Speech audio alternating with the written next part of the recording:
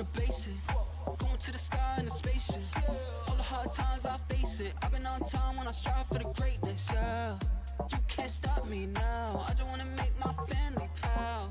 I can't call time out. I just wanna talk right to the crowd. We running up, we can't lose, yeah. I walk a mile in my shoes, yeah. Don't press the button, can't snooze, yeah. There's nothing that I can't do, yeah.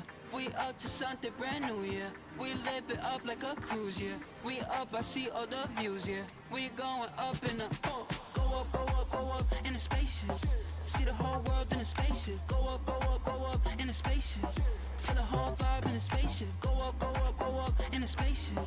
Make go skirt in a spaceship. Go up, go up, go up in a spaceship. Make go woo in a spaceship. Hey, going so fast, running up that bad, fill it up, yeah.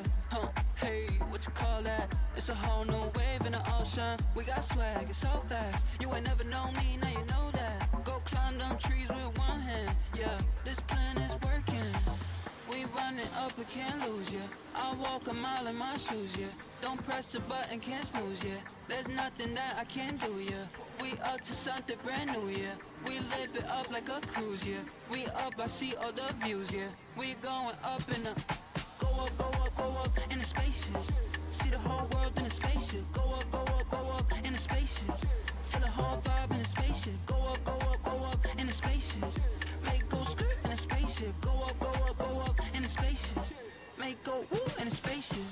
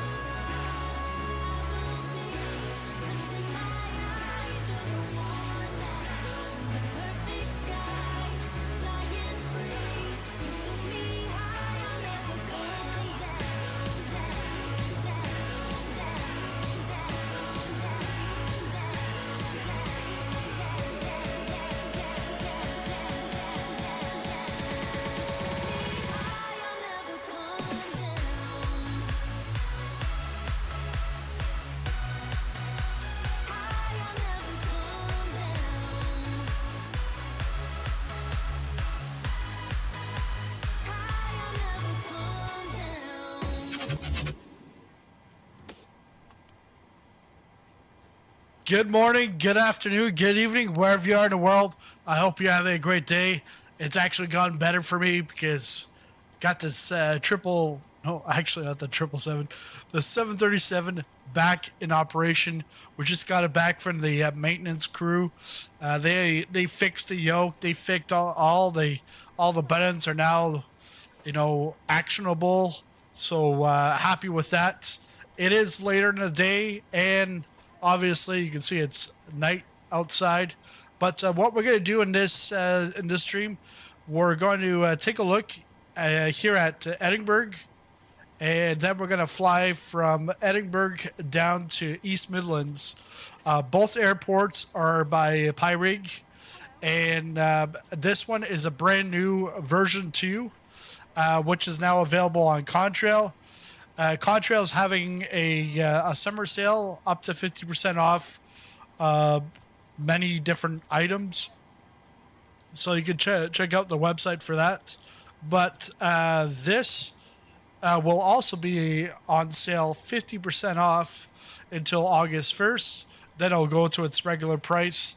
I forget what the regular price is, but I'll get that.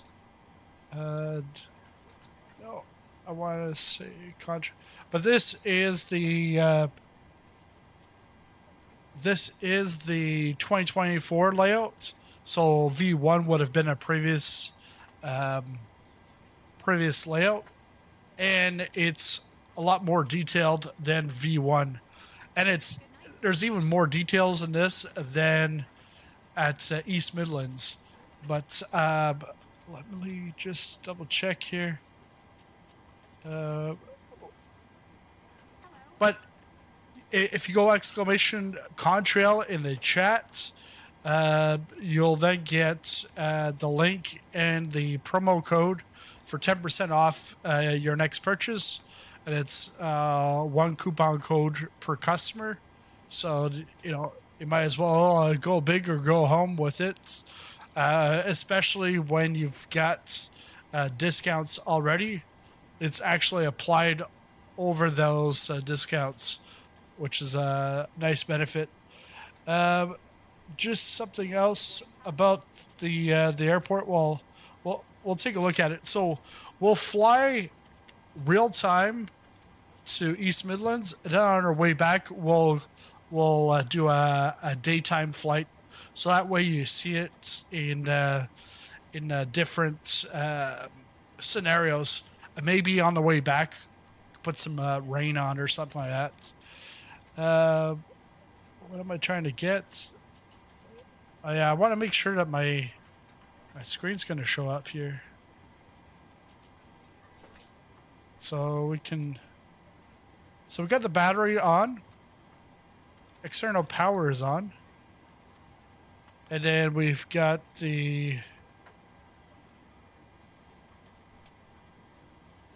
those are over to nav. You get the fuel pumps.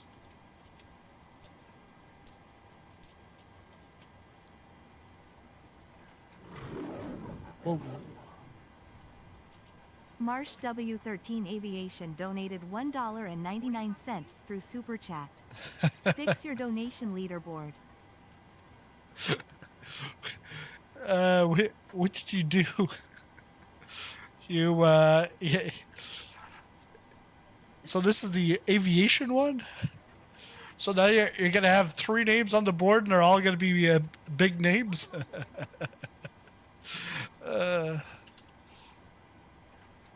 So we've got. But yes, again, thanks a lot, Marsh, for the super chat. Marsh W13 Aviation this time, not Flight Simulator. I wonder. Hey, I wonder if I have to have that in the background. That's annoying. Streamlabs stream labels in the background. I think I might correct it in just a bit.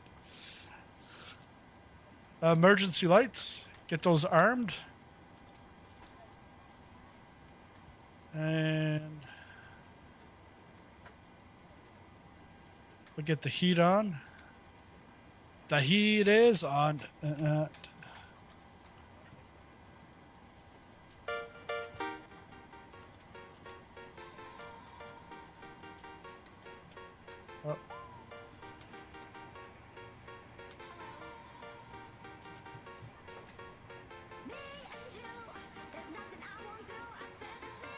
That's all good.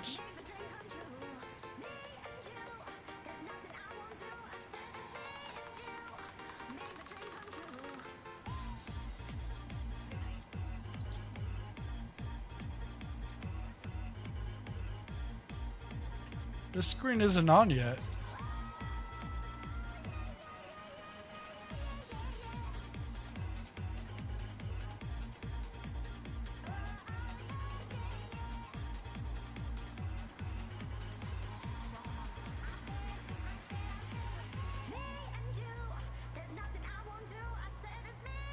That's what it should be like.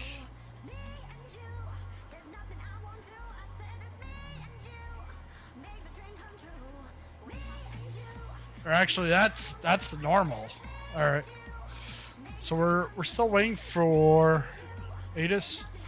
Let's go out. Drone.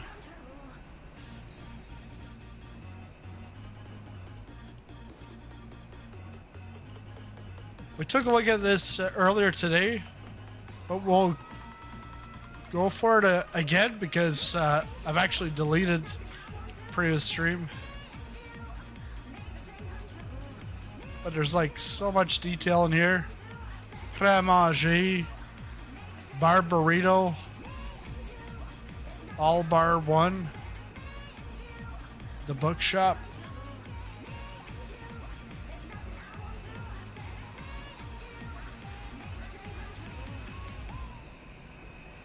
This is like East Midlands, but like even more details than East Midlands.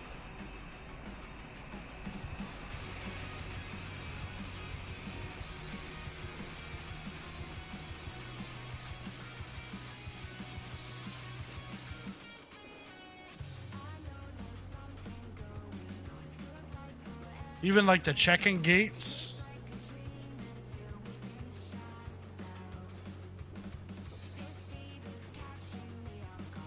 And I've got this like full blast graphic settings, so we're not really losing, like, I might be running around 30 frames per minute, but there's no stuttering, nothing. I am on a 4090. There's the tower. And so with the tower, if we go, we can change the date. There's 4 dates.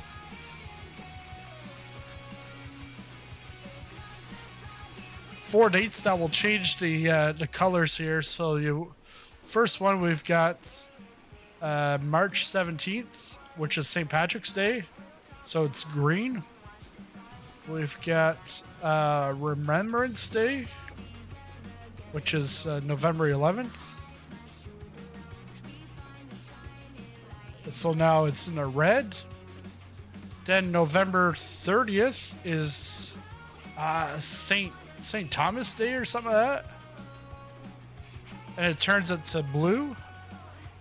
And then Christmas,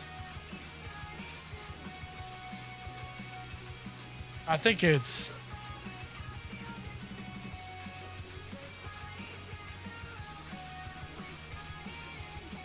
so the 9th all the way to I think the 31st.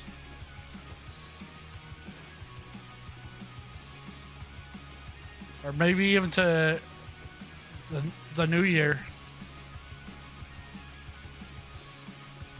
Yeah. So pretty much for a whole month. We'll go back to real time. But what I like here is the parking lots are really well done. and you can tell what's the airport and what's not the airport, because this is outside the airport. Looks a little like stuff outside the airport looks a little trashy because it's like right here. That's just satellites imagery. Well, it's all created by Pyreegue. And there's plenty of POIs in the airport area. You've got buses, trams, animated. You got Moxie Hotel, Hampton Inn.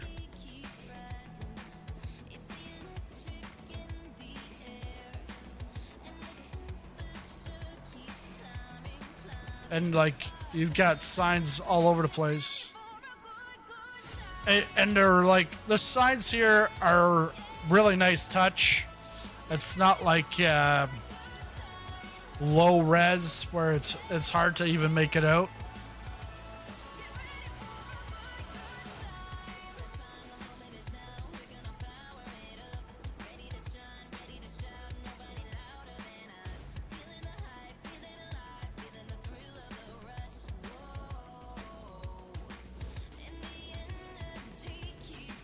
Taxiway's very well done.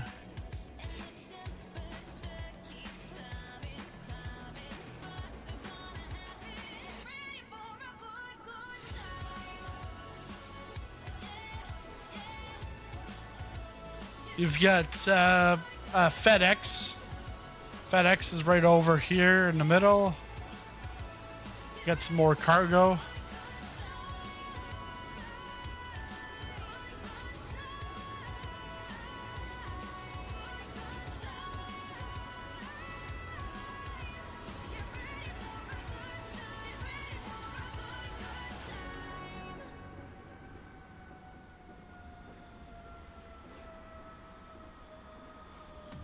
Let's take a look at some of the signage for the Ryanair just landing.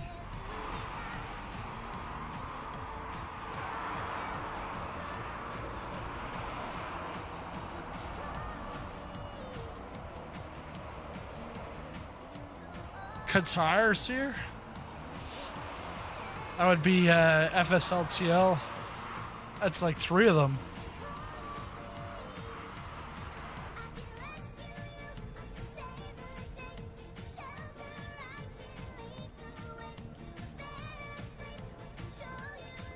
Plaza Premium. So like if you just want to do like plane spotting, there's plenty of areas around here that you can do some plane spotting. Let's just take a look at it in the daylight.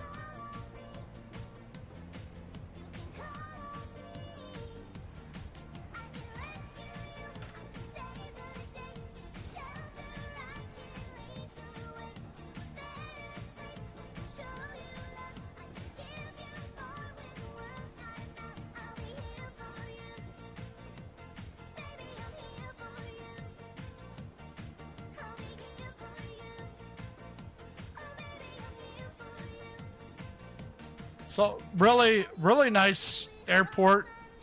The original version 1 was really nice, and this just puts it even more over the top.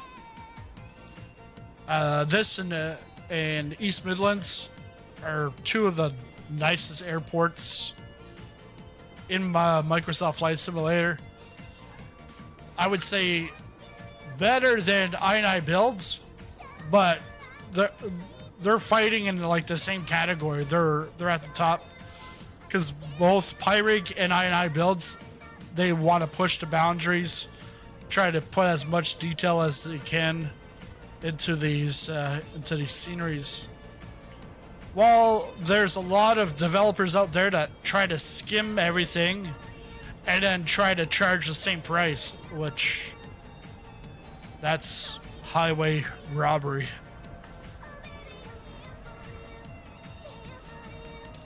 A major guitar hub, yeah. Don't forget, Drizweki is very, very well.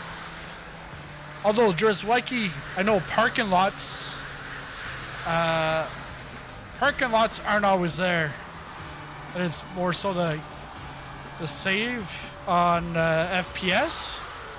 But yeah, Drizweki's there, and there's like a handful of developers that are like really top notch. All right, let's go back to real time, and we're gonna go back to the plane.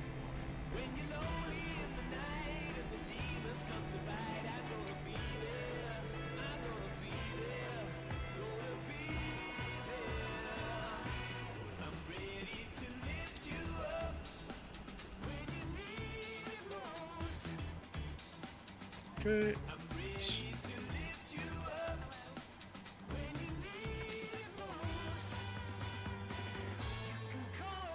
This is not powered on.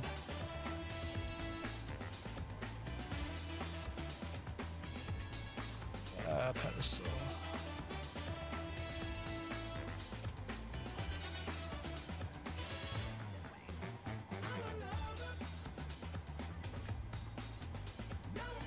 We're not using ATC today, but that's 2000.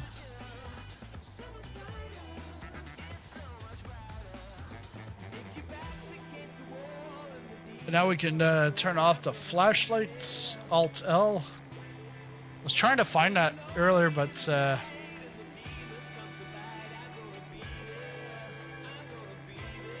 nav data out of date. All right, got to update that. Last position. We're gonna go with GPS right.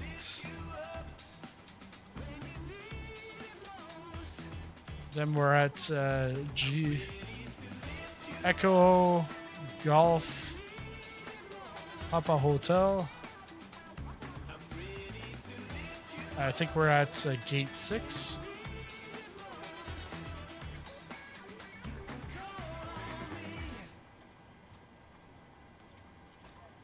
Route.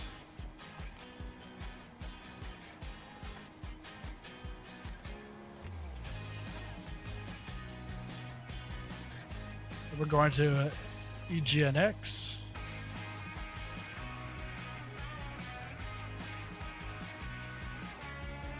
Oh yeah, it's because I haven't saved it yet. Some brief.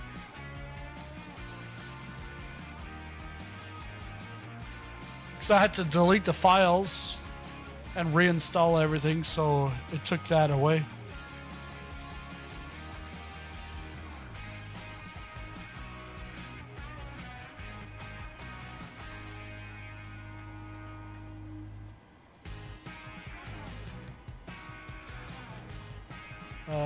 Flight plan.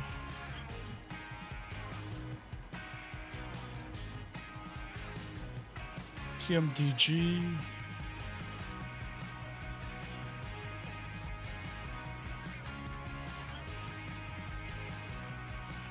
Oh, wait.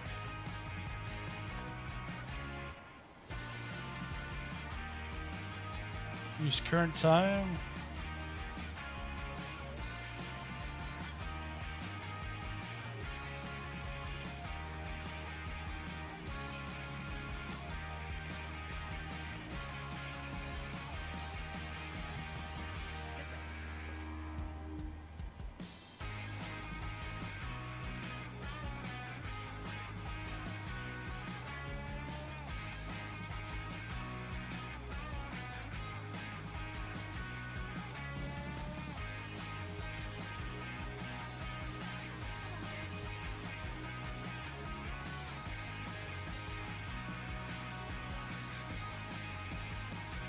Come on.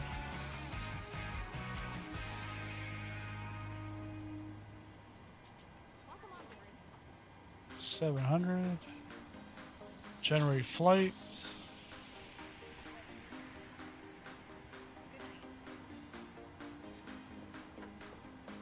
I'll just create a whole new one. EGPH. EGNX.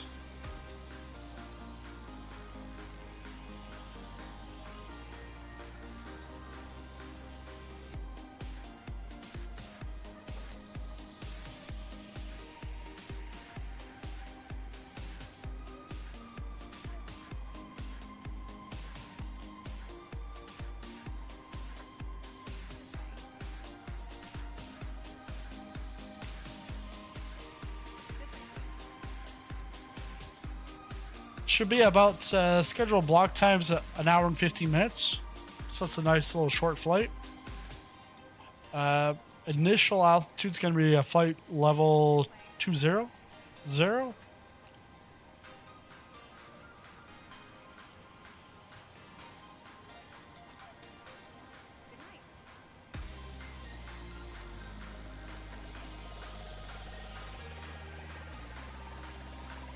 Cruising profile is going to be cost index is 72. That's a lot of fuel. So we're going to load that. And I think ground operations in here, it's all done within the FMC.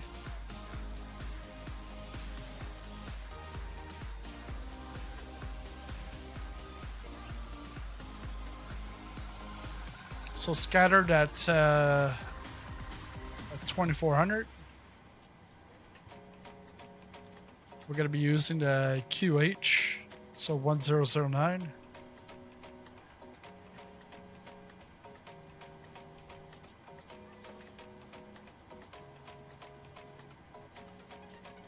On-screen keyboard. No. So if we take a look at Navigraph,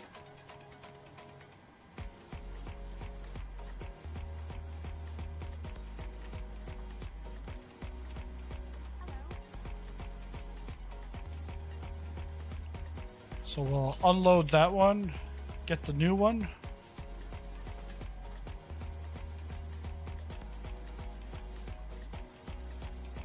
So runway 24.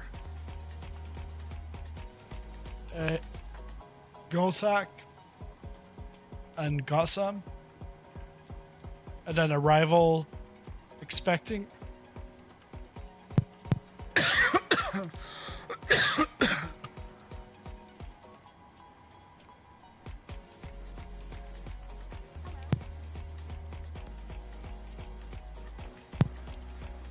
That worked the wrong way. Yeah, I thought I was muting myself. I guess it was the opposite.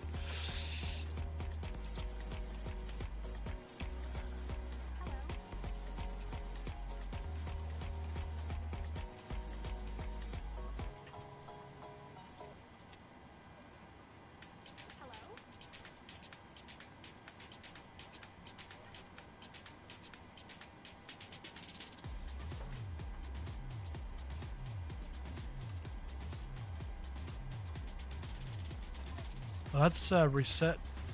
I want to do.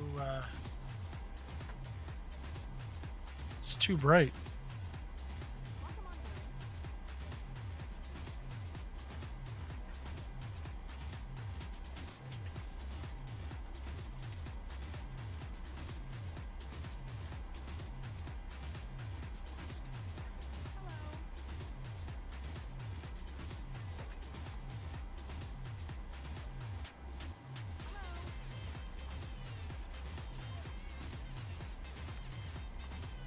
Should be fine like that. So we're still getting things boarding. Some boarding done. Execute that.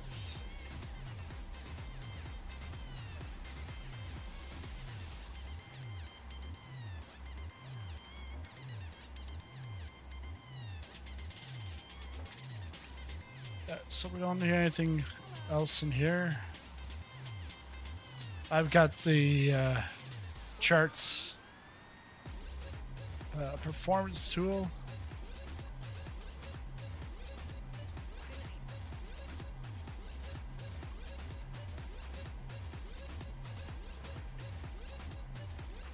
We're going with 2.4.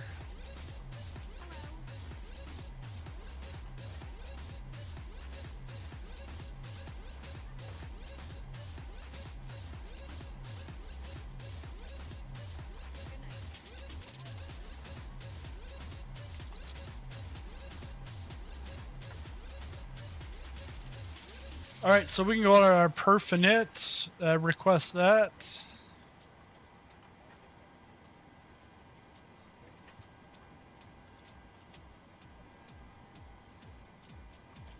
Hey, Ed, how's it going? It's going pretty good. I tried doing this earlier, but both my 737s, the 700 and 800, had this bug. I guess it's like a post sim update 15 bug. So I just had to wipe them out, reinstall them, and it's working now. It's ready. Tomorrow I want to do a 777 flight, but I'm not sure exactly which flight I'm going to do. I've signed up for Virtual United, but I've asked questions and gotten absolutely no answers. So I don't know what I'm going to do with that. And then I had previously reapplied to Virtual Air Canada. If I go Virtual Air Canada, then I've got to build up my time to get into the 777. While United, up until the end of the month, they've got no ratings. Like you can fly whatever until the end of the month. So I would just be racking up long haul flights in that case. So just waiting to see what happens there. So boarding is done. We should be able to push back very shortly. Just want to go get my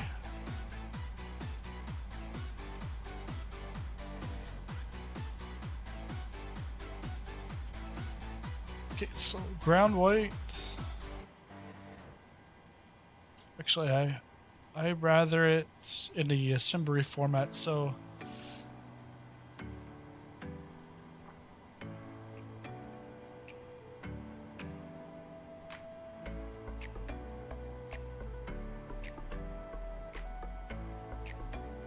yeah, the zero fuel weight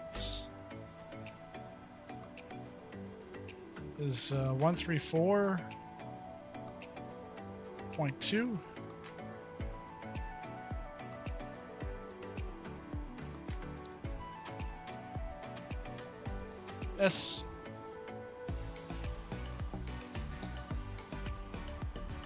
Estimated tow.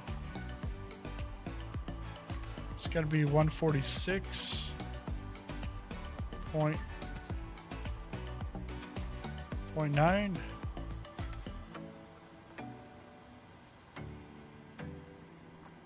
Nope, I guess not.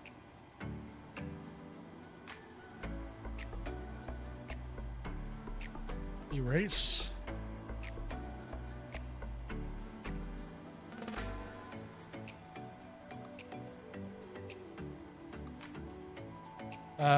Planned fuel.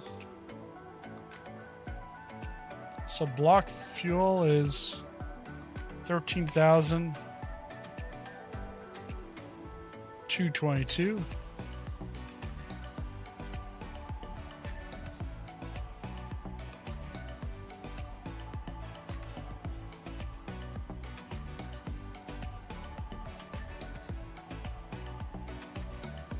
Well, that's my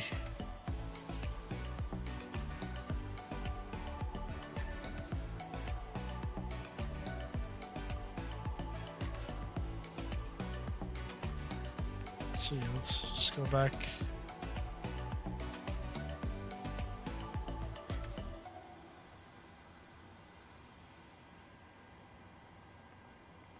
One 134.2.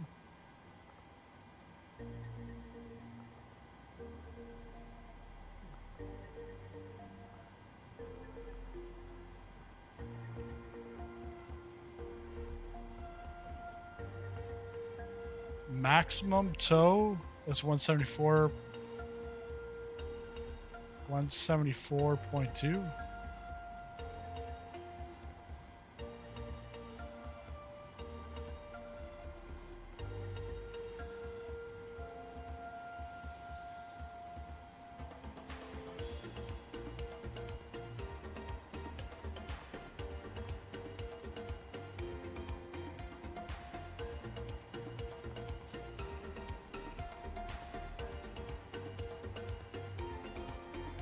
Okay, that's good. Fuel in pounds. 13,222.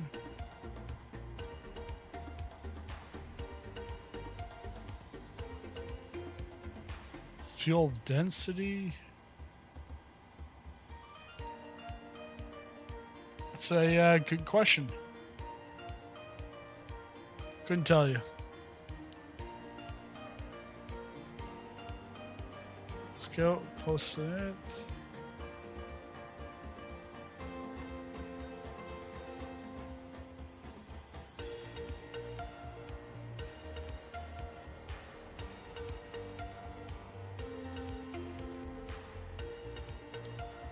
So we've got the post-nits done. Route is there. Flaps, we're gonna go flaps 5.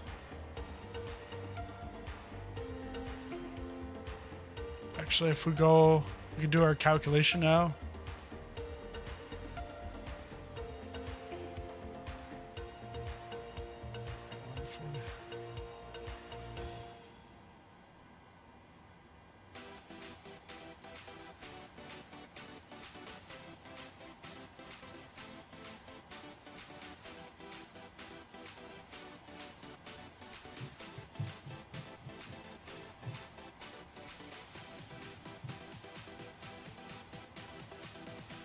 The ground weight, so 146.9.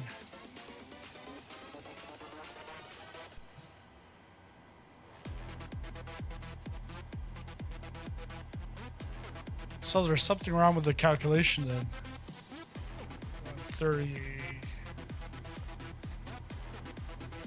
134.2. All right, we'll just go with the zero fuel weight.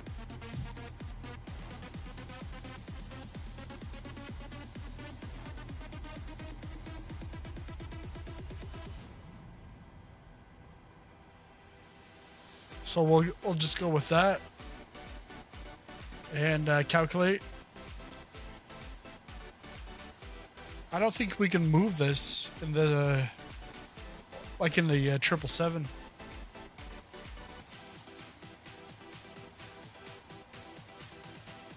Okay.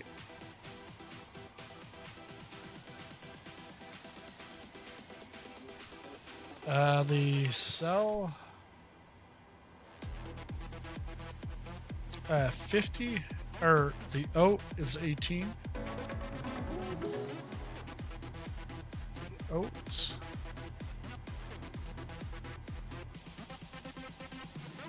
Uh, 50.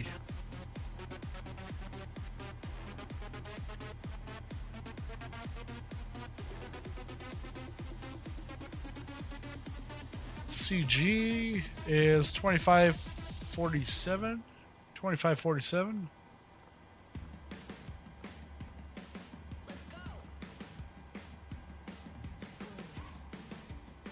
Runway 24.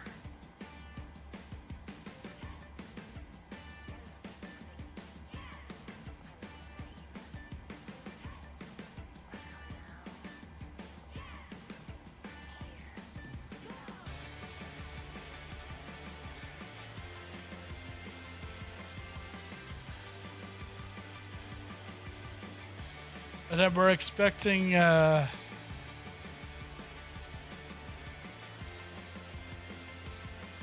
gonna expect ILS 27.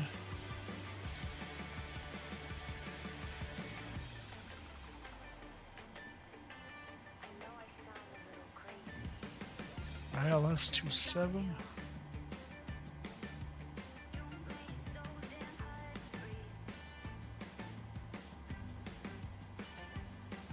Rock up. And then arrival Craffy. There is no Craffy.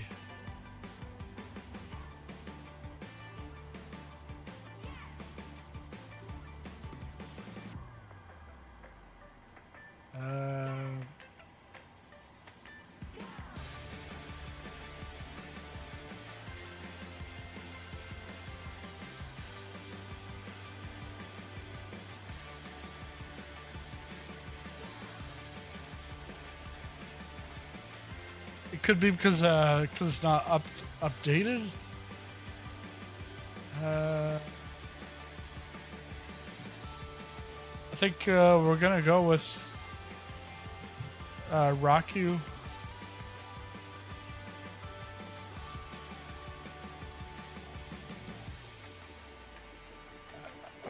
One B. Let's go with that. Yeah, because I think it's from May, so the data's a couple of months off. All right, so we got a ground weight or takeoff weight.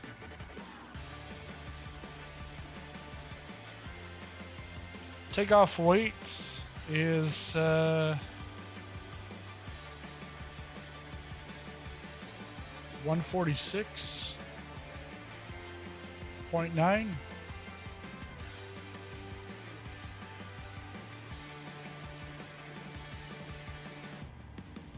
Okay.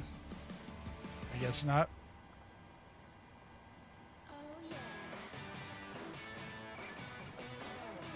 So 140, 142, and 147. Okay, that's where you get your toe.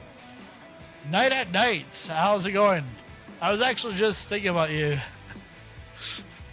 Because I was like, my kid's babysitter, she's actually off to Lebanon this weekend. And I told my wife, I said, oh yeah, you know what I'm going to do? I'm going to fly her over there. I'll fly her across the pond and then over to Beirut. And I was like, and then while I was thinking of Beirut, I thought of you, night at night. Welcome.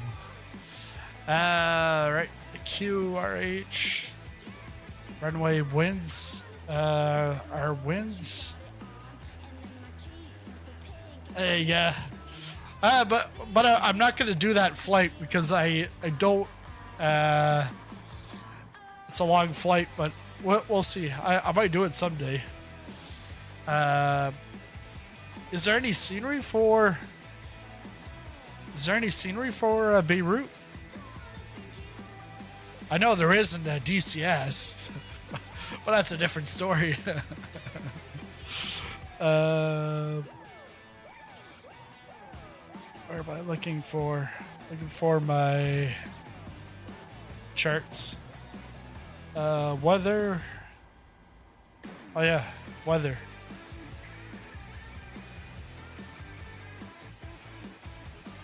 Um,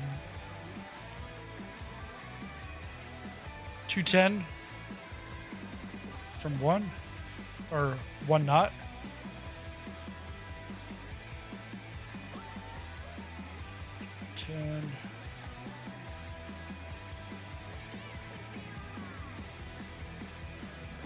Take out speed salute, that's fine. 41, 42, and 47. If we look 40, 42, 47, right on.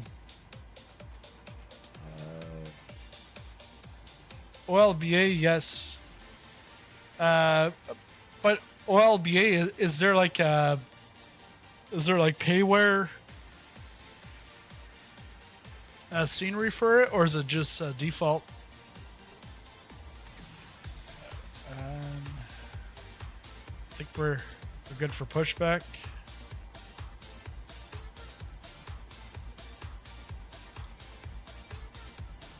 Uh, 41, so we're gonna go 46.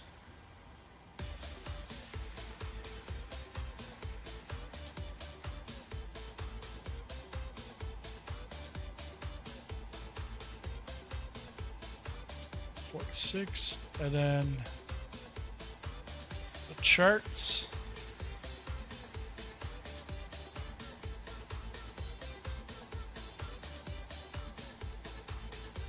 Uh, 241.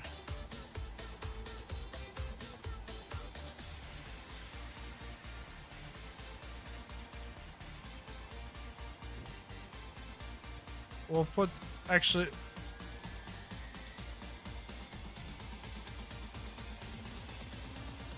We'll put that, just leave it at 10,000 node to turn off the lights at that point. I think, let's go ahead and get the APU fired.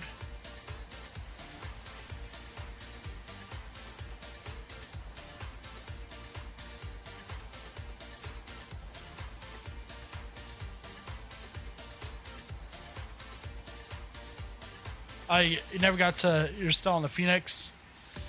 Yeah, talking about the Phoenix, you might actually like the i9 builds, because the i9 builds is the Neo versus the Phoenix CEO, because it's like the version 2 of the default, which should be much better.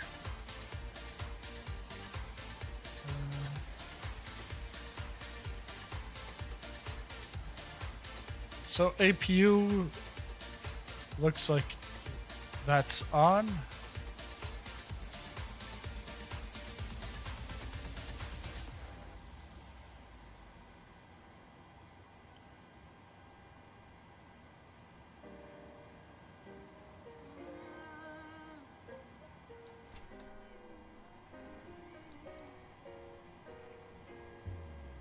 Disengage ground power. And then we can get GSX to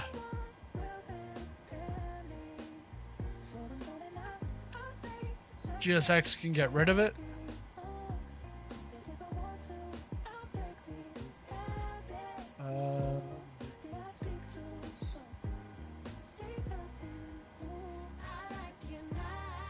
Request? No, I don't want to. We'll just do it in here. FS actions, ground services, release the ground power.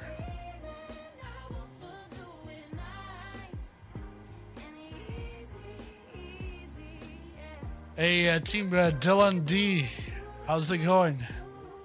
What plane? 737 800 PMDG. We can get the chocks removed.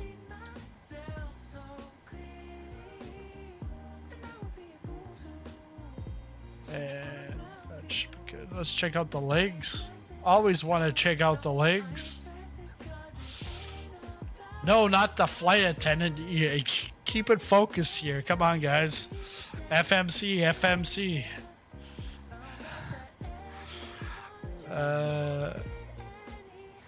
So it looks like we're going to be stepping up. So we're going to go to 200, then move up to 250. But initial climb's going to be at a 200. And like climb.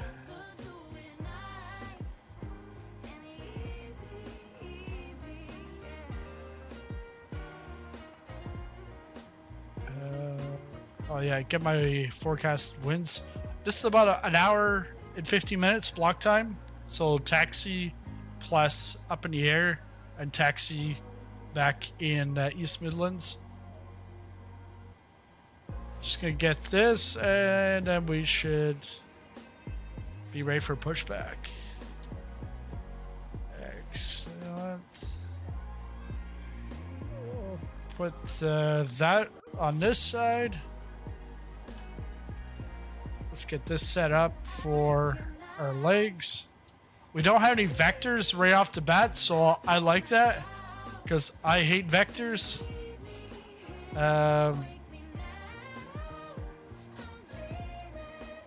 Put that out a little bit, and all right, let's call for the pushback.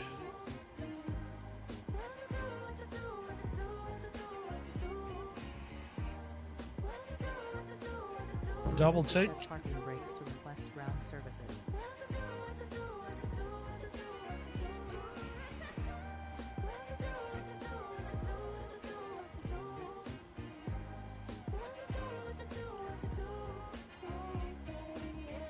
Oh yeah. I just remembered the difference between the 777 and the 737. I've got to change the stab trim here.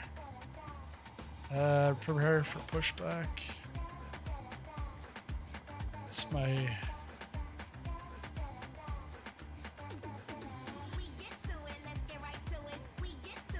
trim 467, 4.67. Hello, Captain. We are ready for pushback.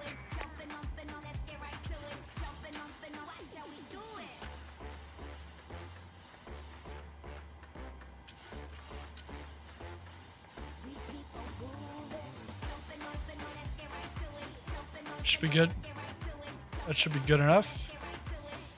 Let's go back. Departure check completed. Bypass pin inserted.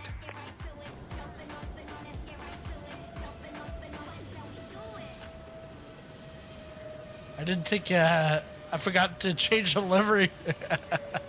It's a United. It's a United flight here.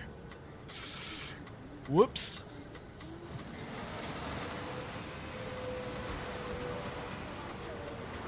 Yeah, this is 4090, and this is max settings. Ground textures at 4K.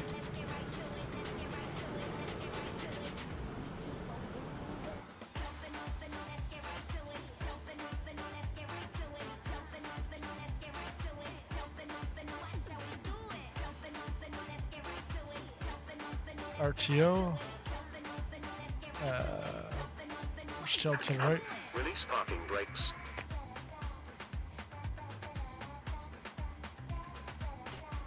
Commencing push. All engines clear. Start at will.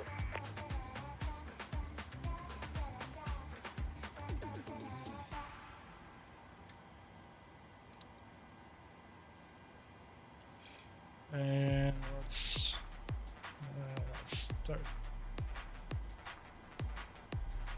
start engine 2.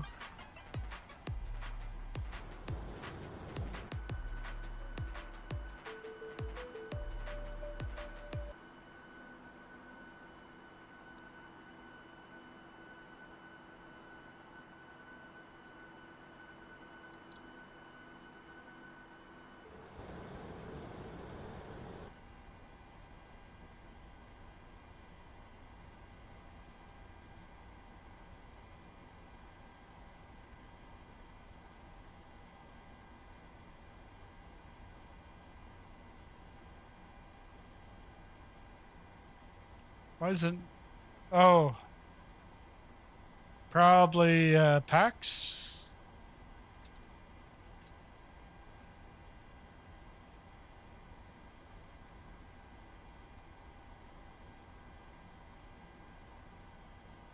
No, APU bleed.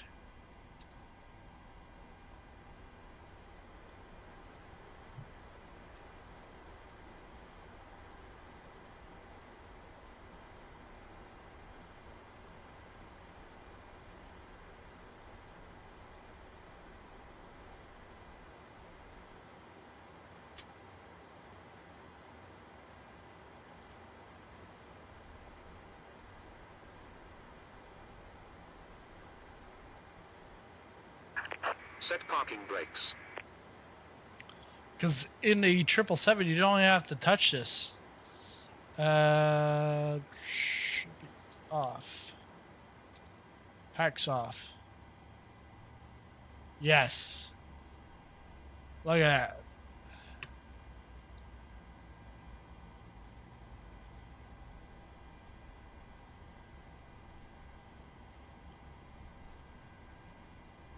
So N1 is starting up.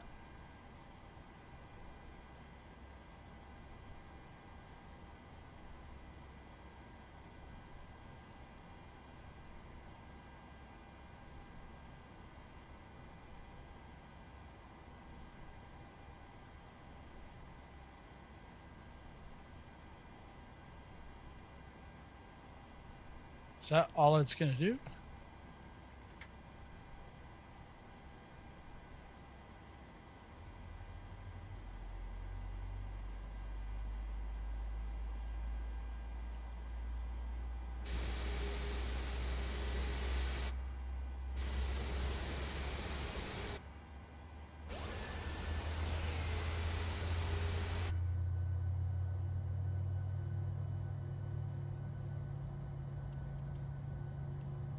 Waiting your confirmation for good engine start.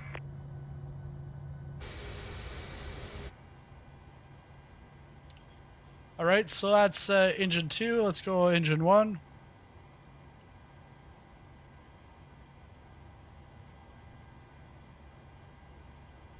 And while we're at it, we're going to get our flaps to 5.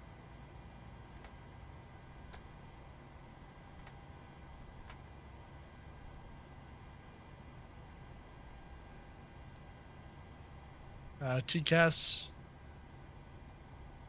Get that set to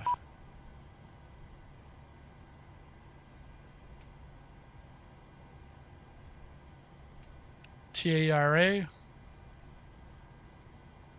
I'm not sure which ones it is for here. I think it's like there's 2 of them.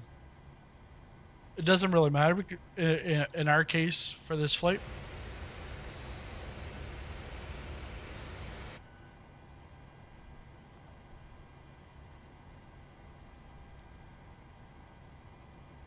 And let's get that to idle.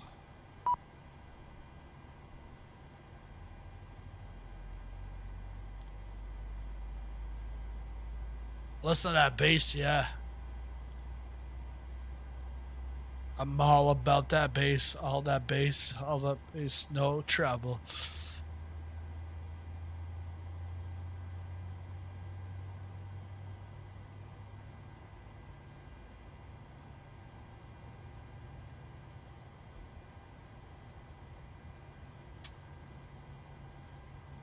All right, so that's set. Let's get our taxi lights on. Man, it's been a long time flying since I've flown this one, but hey, it's nice to fly in it. We're going up to 250.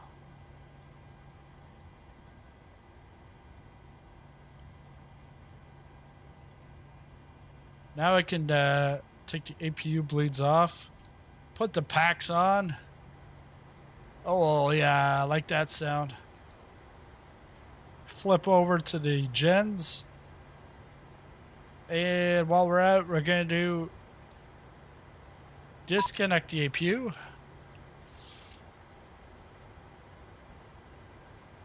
And let them know that we're ready to go. I'm pretty sure we got to get those hydraulics on. Cockpit to ground. We have a good engine start. You can disconnect.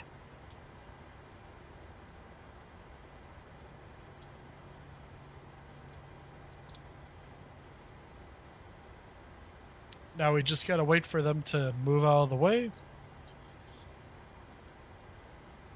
And the baro is set to inches. We're going to flip that over to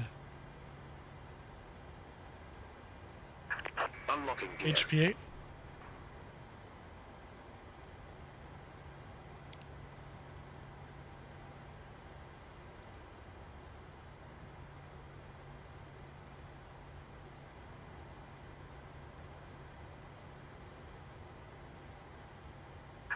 Tow truck disconnected. Bypass pin removed. So verify. Left is clear. Right is clear.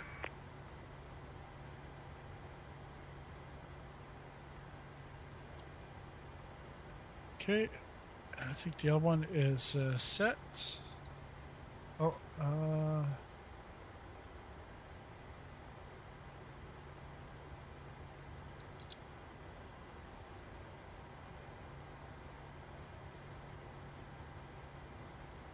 and there is the nose wheel.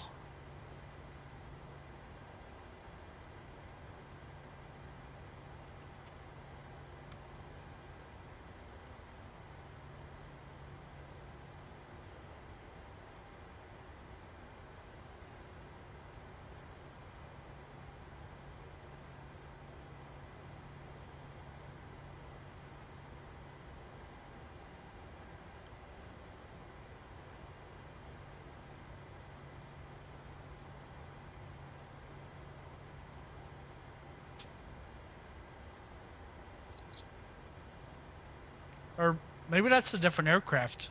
Let's put that.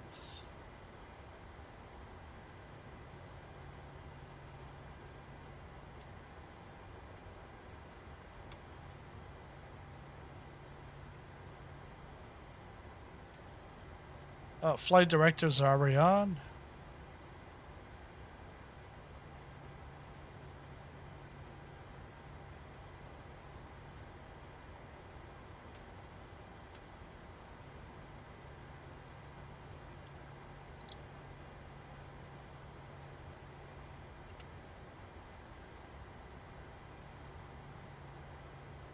All right. Let's move forward.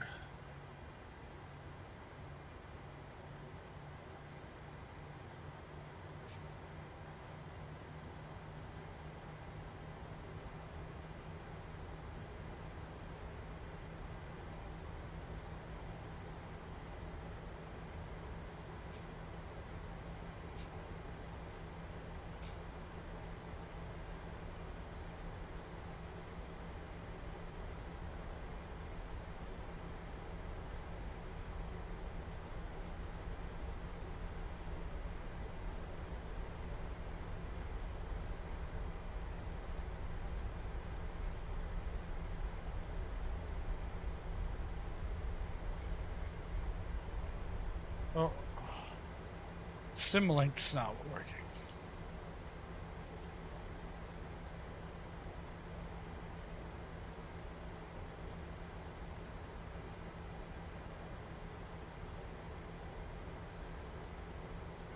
Should see it. There we go. So we're going in the right direction. So we'll get out of Foxtrot, go to Alpha all the way down to Delta 24.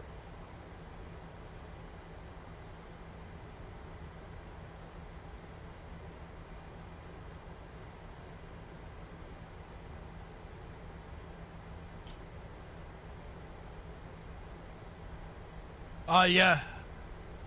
Makes sense.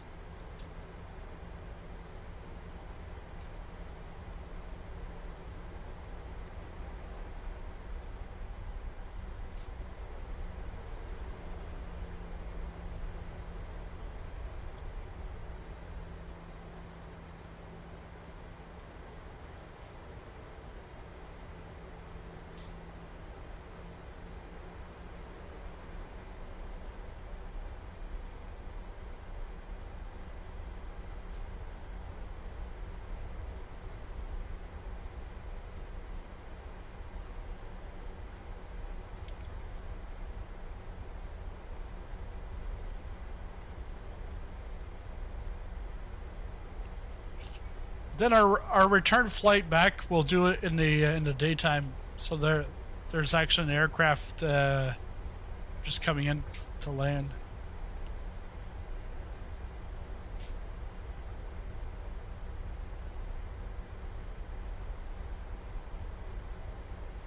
So like The night lighting here, really nice.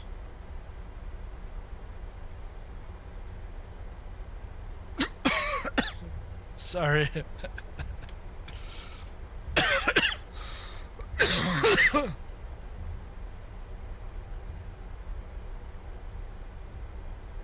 Oh, yeah.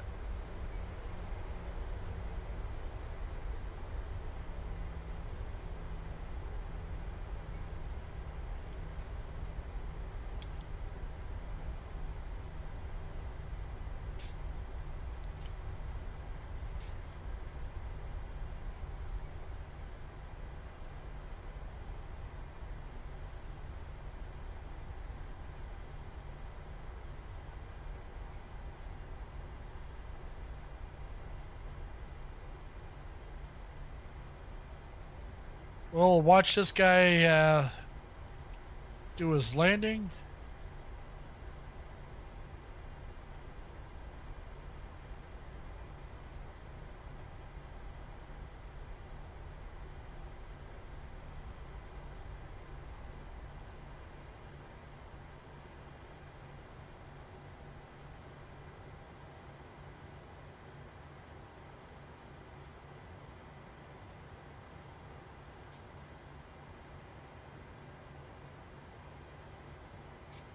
They're doing a goal around?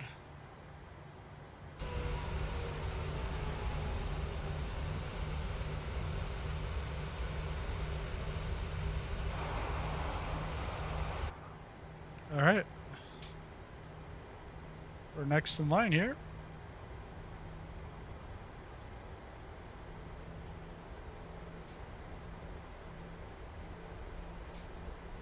Flaps are at 5. Andy skids at RTO.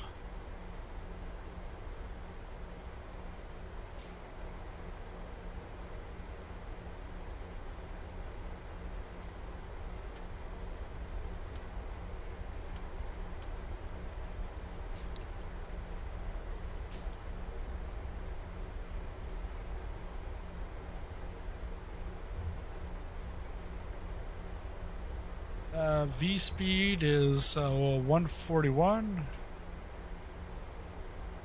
for V1.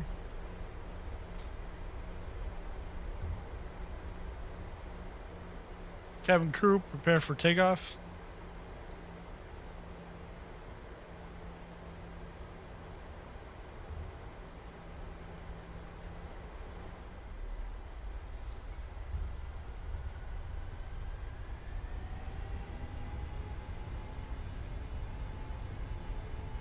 Airspeed alive.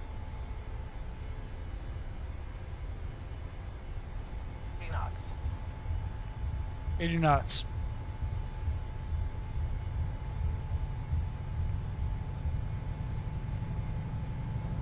V1 take.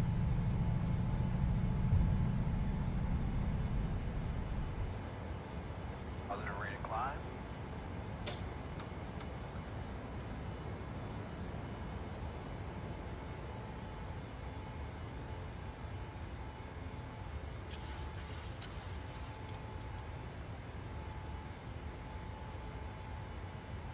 Alright, so we're going to flaps 2. Flaps 1.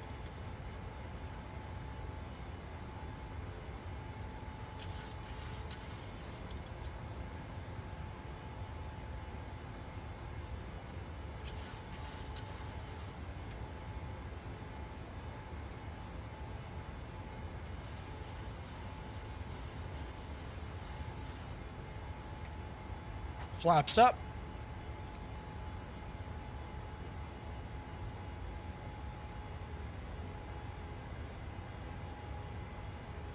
Wow, this is nice.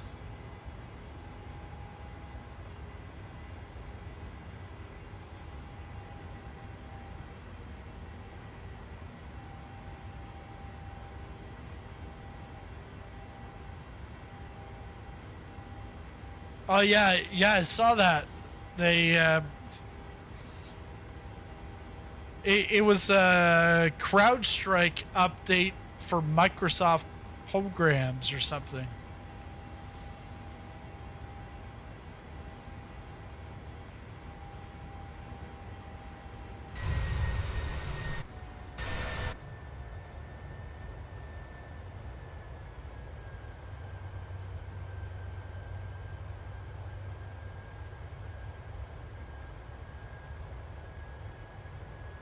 Yeah, but it's actually not Bill. Bill Gates is he's not really in charge anymore. But yeah.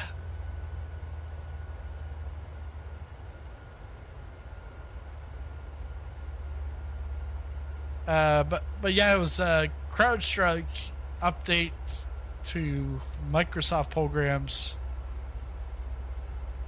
somehow glitched.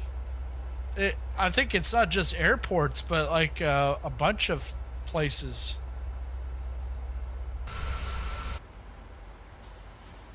Some people were complaining that they had issues with Flight Simulator, and others were like, I don't know what you're talking about.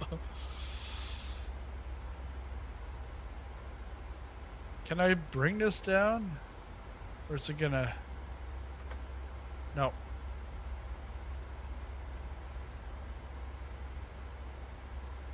So we're at 6,000 feet. And I think it's because we've got a constraint here. Yeah. On the Gossam, you can see right there, we have to be between 4,500 and 6,000 feet. And then at D14, gotta be at 6,000. 6,000 all the way to Gossam. Then once we're out of there, then we can start climbing up. It's a noise preferential route. Terminate at 6,000.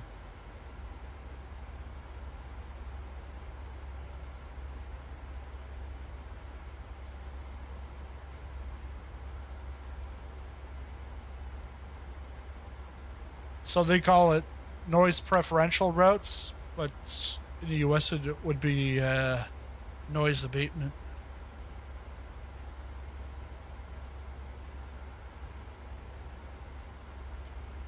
We can put the engines to continuous. Should have did that earlier, but you can do that till 10,000.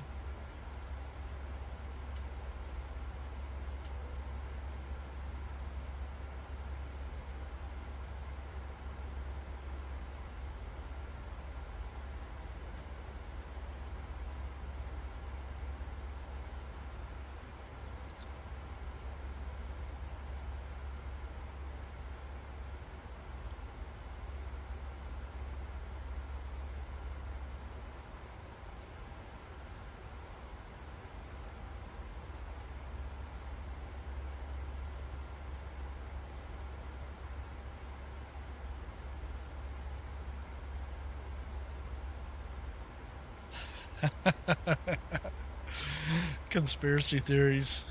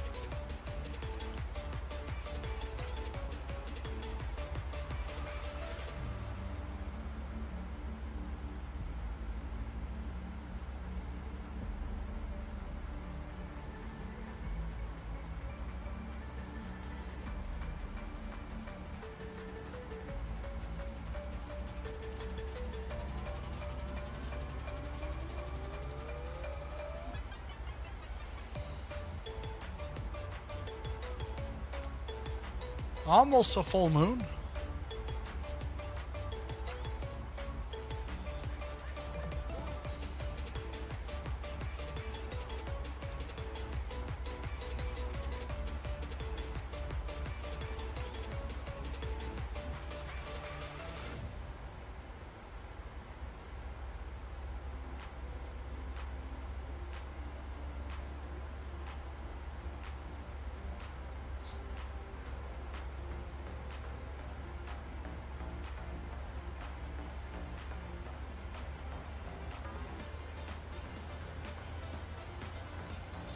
All right, so we can now increase, climb up to 10,000.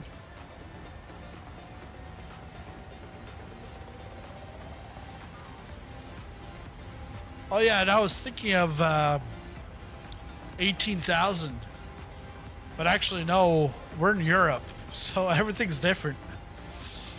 In Europe, your flight level changes from area to area, or your transition altitude changes.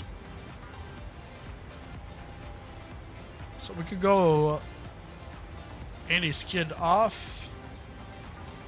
Let's go up here. Let's put the engine starts to off. We'll take off the landing lights. Wheel well, we can turn off. Wing will leave on. So we're now at 10,000. We can increase that. I think we're going up max of 250.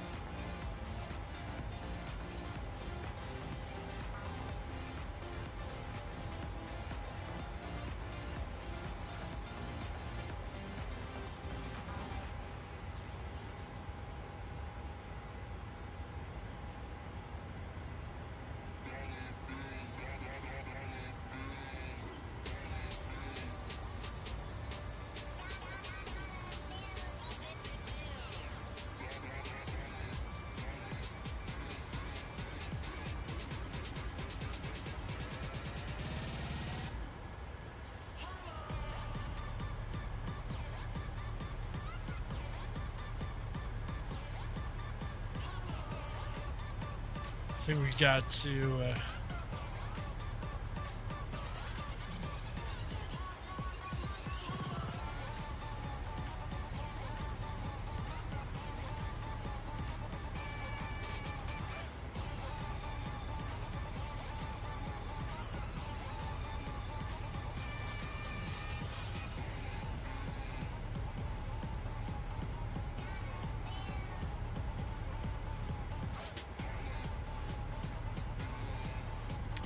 yeah, so real-time flights from Edinburgh to East Midlands, and then the return we're going to do daytime, just to see Edinburgh in the daytime.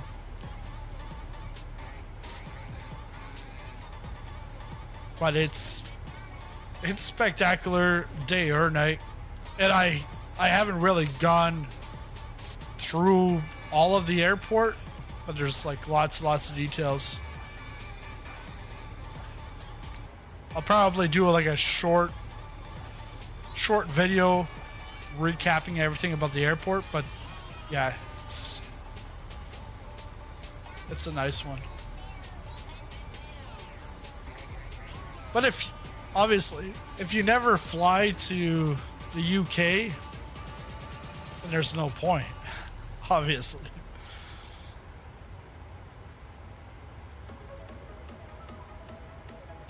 But yeah, just in the last couple of days, I picked up.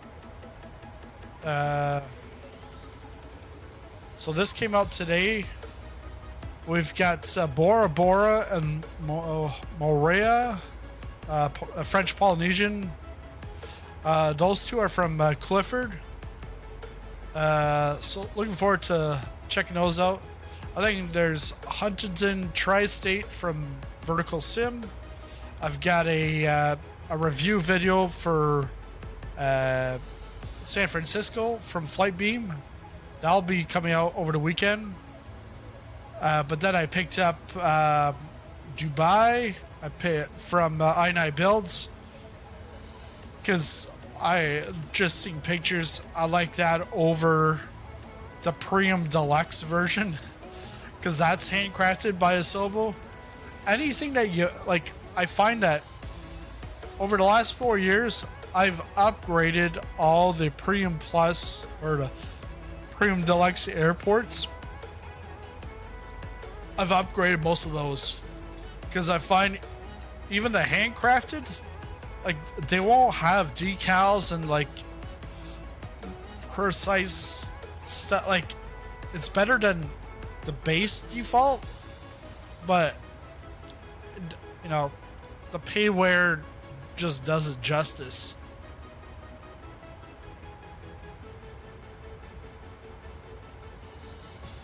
Yeah, so version 1 was great, and version 2 is like great times 4 times 5. It's crazy. Yeah, so I picked up Dubai, I picked up Abu Dhabi.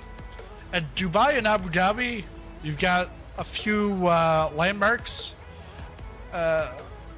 To Dubai, you've got like the skydive and some landmarks. So I actually might take out, like, uninstall Orbix's Dubai landmarks because I think there might be some conflicts. And then Abu Dhabi, they have Yas Marinas. They have the racetrack there, which you can use the Mercedes Formula One car. Also got Nadi in Fuji, because then I was like, well, hey, if I'm going to Bora Bora and Moria, Fuji's right around there, or as far as I know. And then I picked up Doha from MXI Designs. Then I picked up Turkey or Istanbul. And then Mexico City.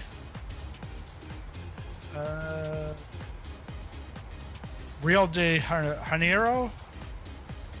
And Sao Paulo. Sao Paulo, I only picked up the main airport, the international. Because domestic, I'm not going to go to Brazil to fly domestically. Like, yes, maybe Sao Paulo to Rio, but nothing more obscure than that.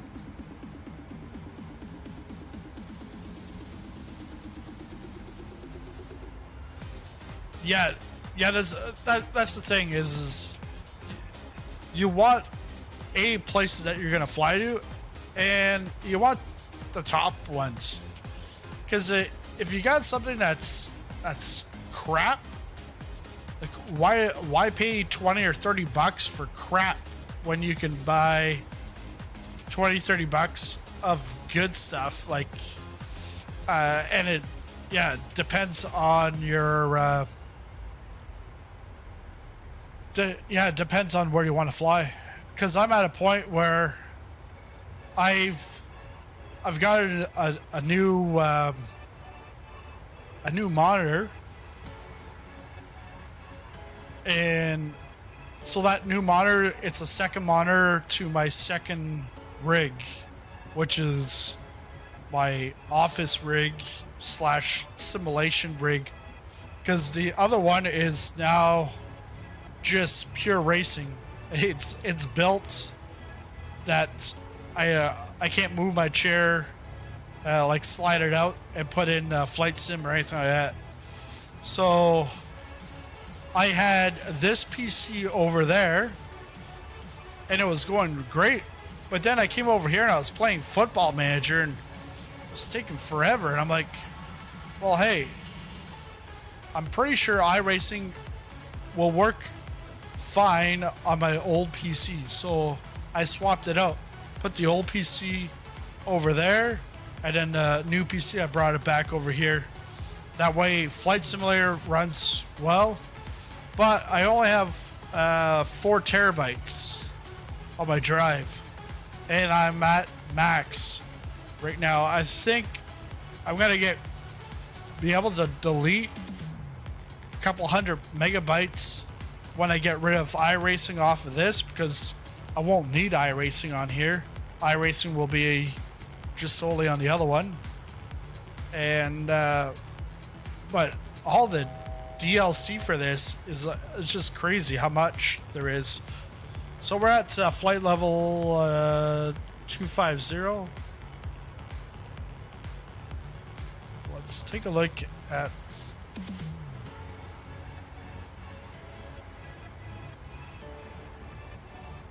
So we're gonna go 250 that whole time.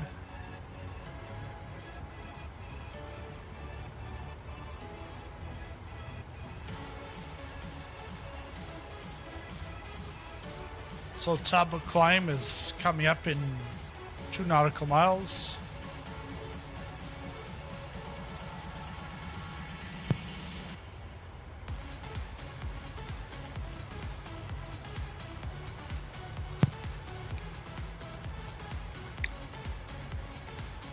Yeah, on my list, 4090, 4K monitor, and maybe Pimax Crystal Light VR headset.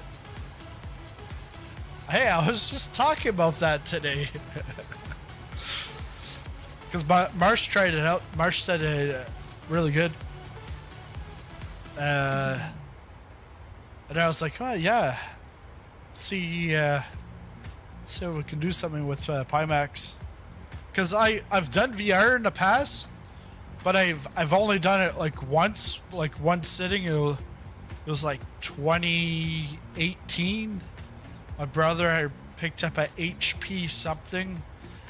I don't think it's a Reverb or whatever, but it was like a cheap model, and it was nice. Like, because I went into iRacing.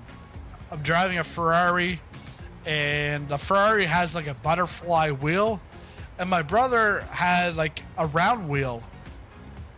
But as I'm in there with the VR, I actually felt like if I was racing with a butterfly wheel and not a round wheel.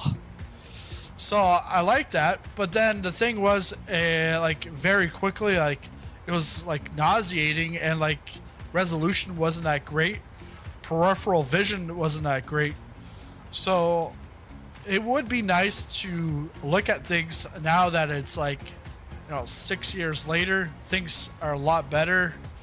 Especially like Pimax. I know they've come out with some 8K stuff, like not even 4K, but 8K.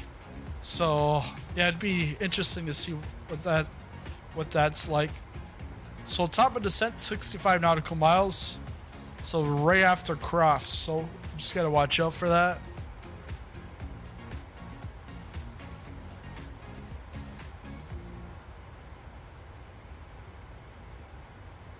I'll set this so that it will descend on its own.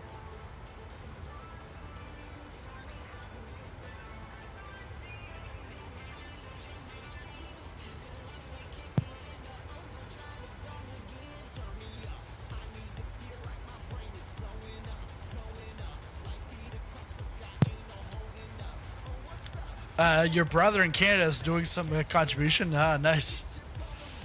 Can't rob the bank here at all. All the banks are broke. Yeah, that's what I hear. It's a game changer.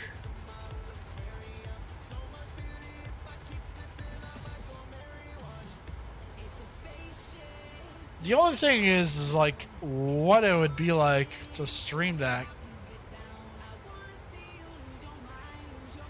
Because, like, I know, like, sometimes the VR recorded videos are, like, a little choppy or whatever. But, I don't know.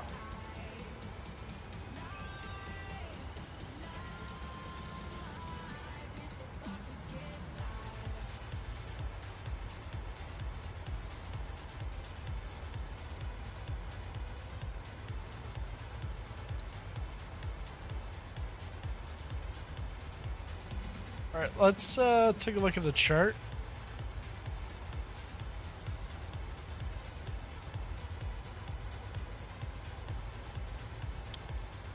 So we're approaching Lackey. Then at Croft, that's when we start descending.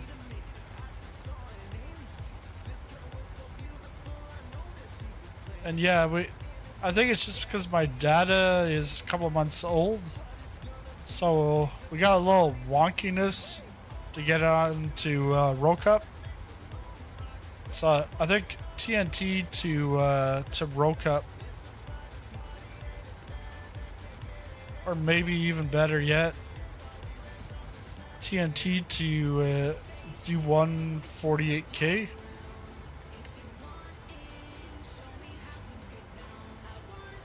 Actually, yeah, let's put that in now.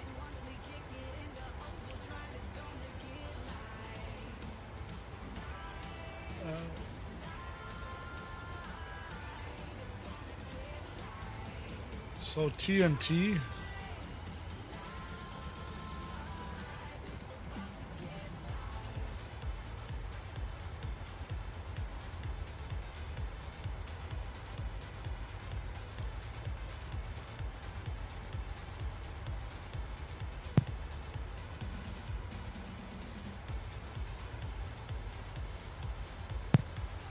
So now our top of descent is actually before Croft because of that change.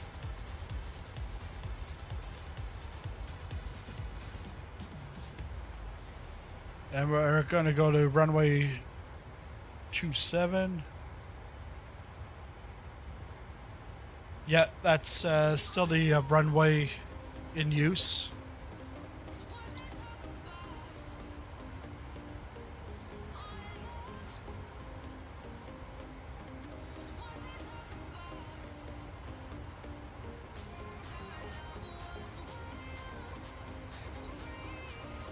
Yeah, yours. But I've seen it sometimes. Your videos are like just like a slight chop to it.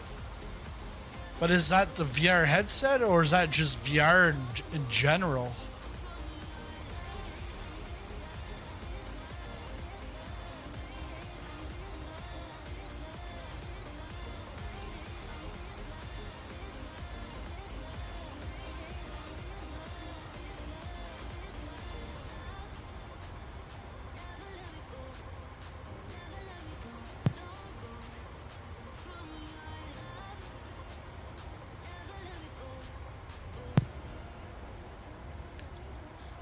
Lol, chop sounds like the perfect pie rep.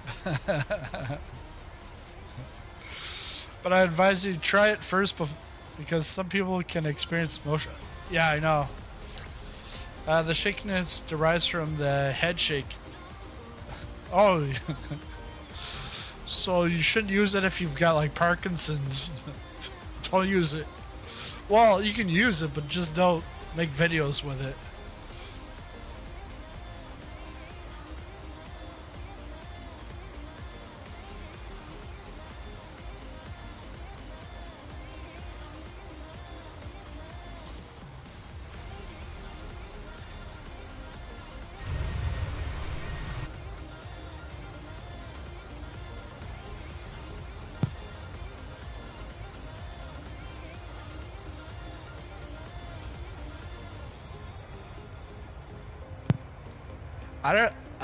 I'm not sure what happened to me between early afternoon and tonight.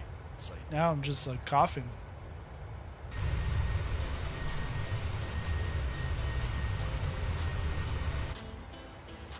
We'll get a Ryanair livery on there for the flight back.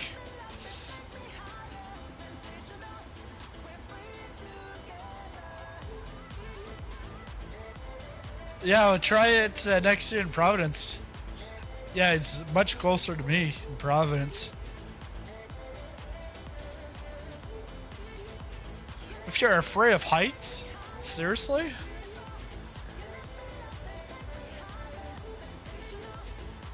Wow.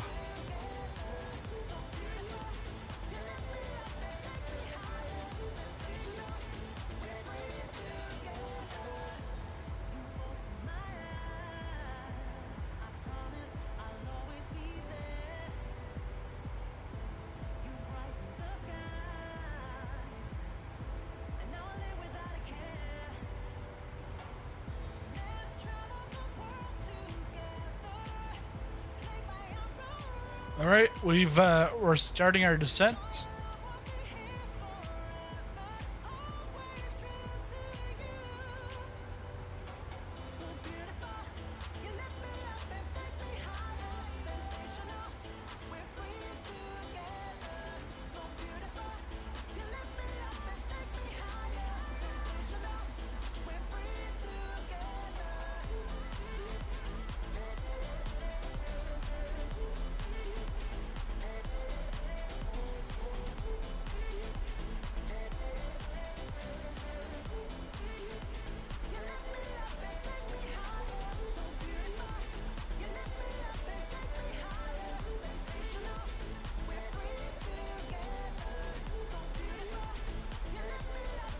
Flaps, packs on.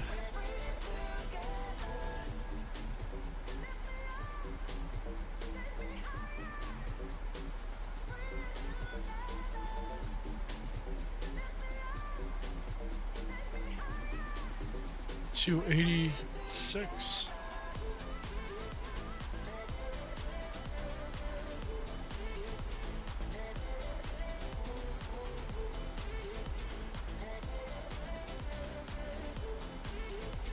$268.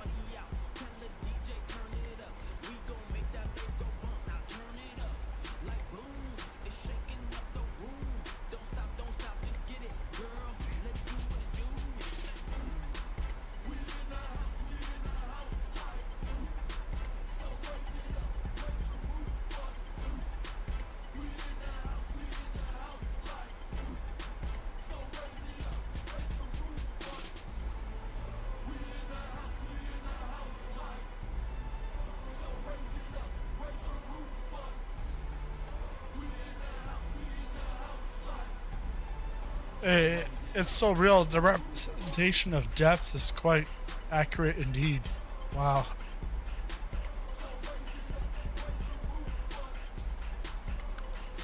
Yeah, so I guess I should be like getting like a Pimax and using a Woozer, so I get the bass shaking and everything all over the body, and like I'm fully immersed in the aircraft.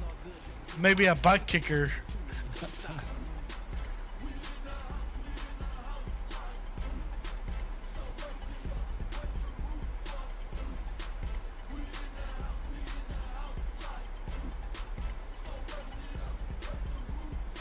So 147.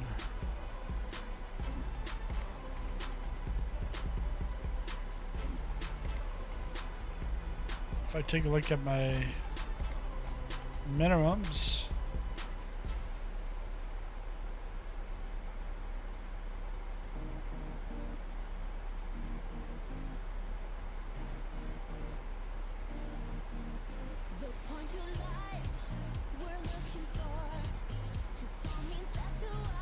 so at 2000 that should be at D5.2.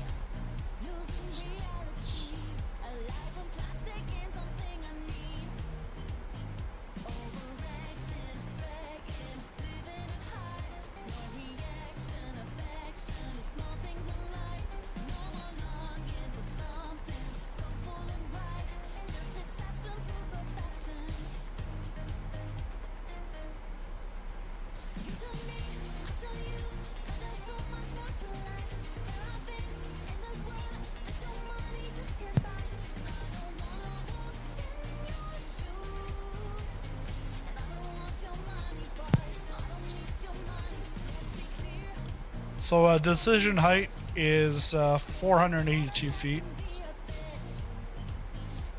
Our decision altitude is 42. Height is 200.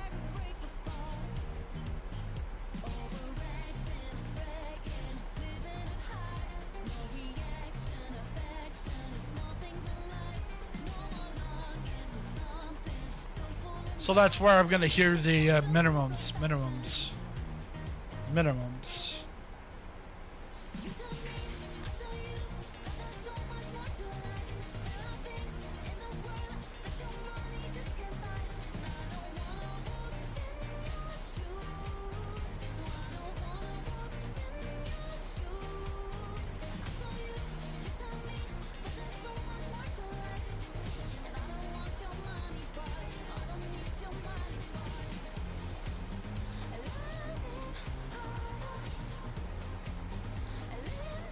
Let's see if I can see this thing.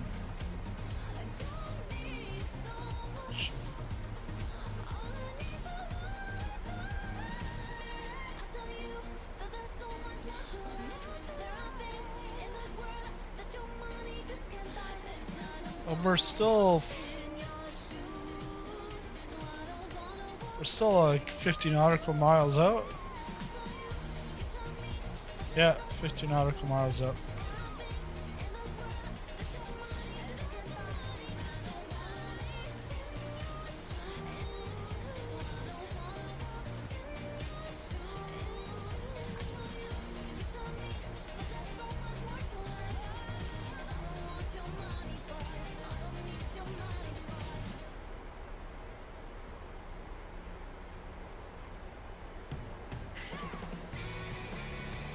Oh, okay, so that's TNT.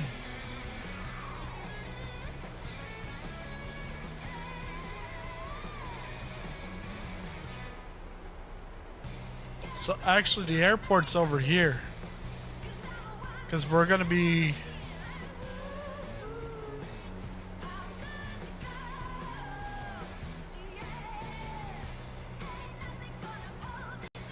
So we just passed Vigar off the TNT. But TNT, we're going straight to D148K. Then down here. Once we get here, we'll get on course. And at D4.1, that's where we should get the glide slope.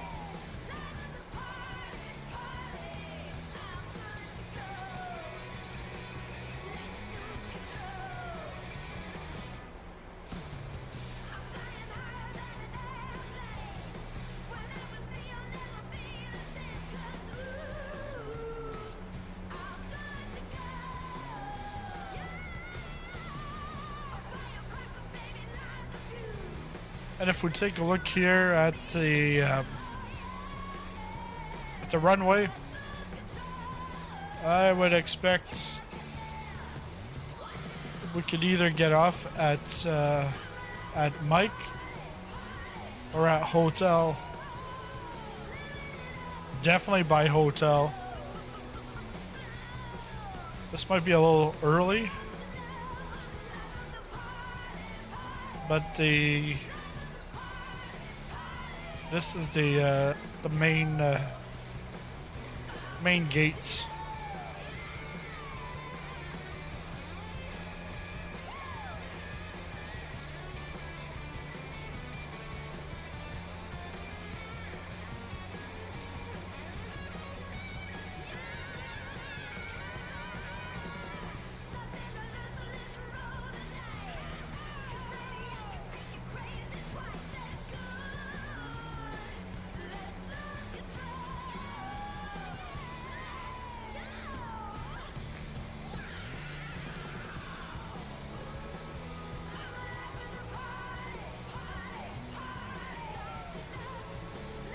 And I'm pretty sure this is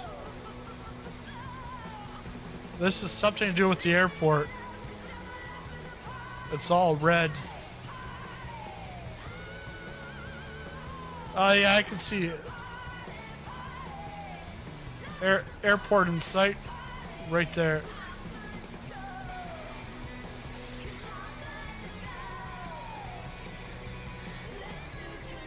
All right, let's get the landing lights on.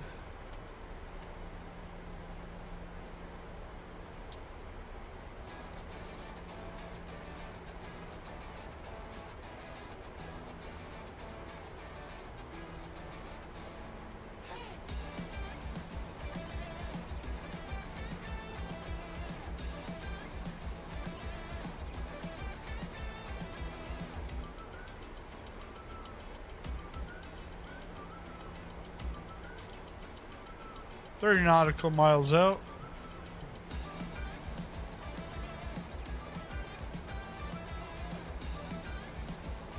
And the nice thing is it's not saying drag required.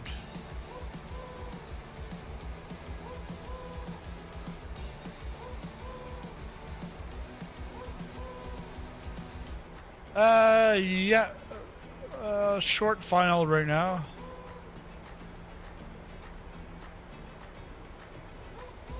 We're just gonna turn this thing around, and we'll be there.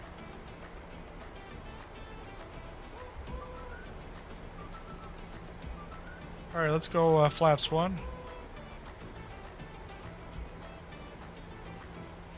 Hey! Thanks, Marsh, for the gifted membership, and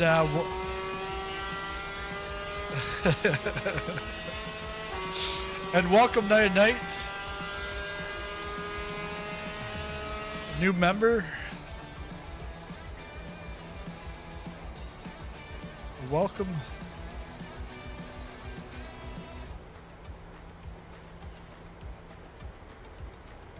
I think I didn't see it, but that's the Kevin Estrie pass at Nürburgring.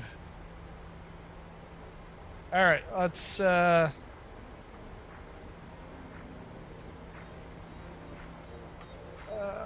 go flaps 2.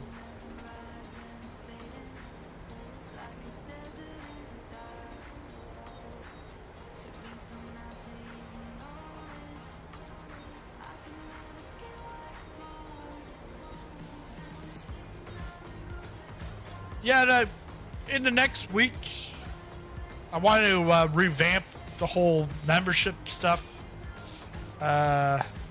Just the perks, add a video, change the emojis around,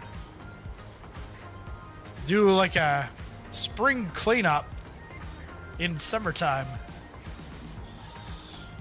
and then we'll get some videos that will come out ahead of time to members, so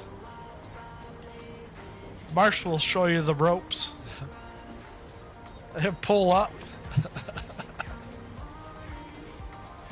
All right, we're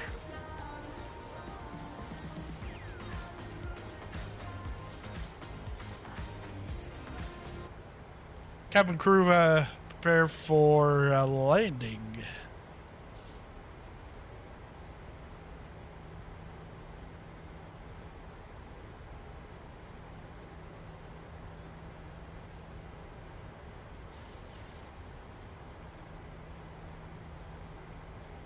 He already did.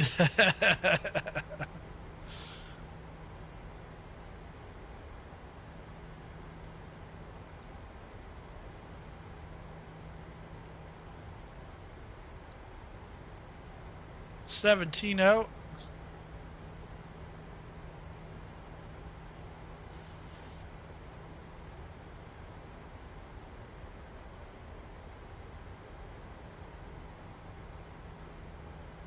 Should be right over here.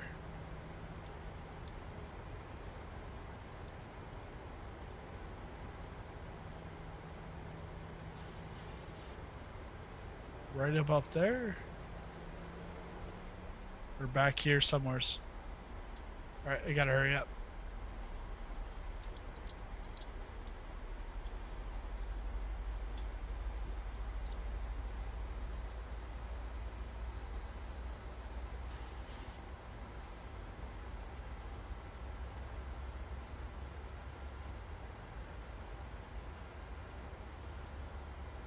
Yeah, just because back in the day I got so many like different messages and it was just like, yeah, I'm on. It's just so I don't get all these dings all the time. Now I've got some notifications that will show specific ones, and then the rest. It's like nowadays you're in like so many different discords.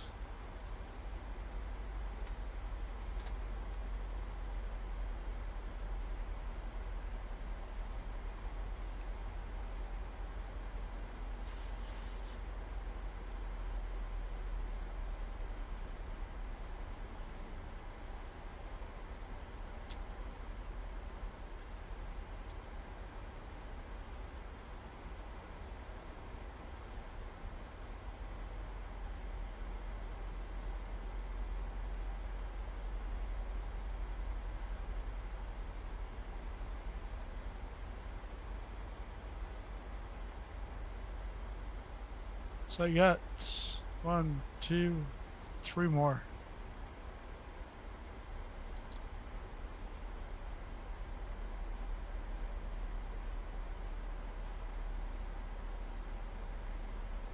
Yeah, all set for landing.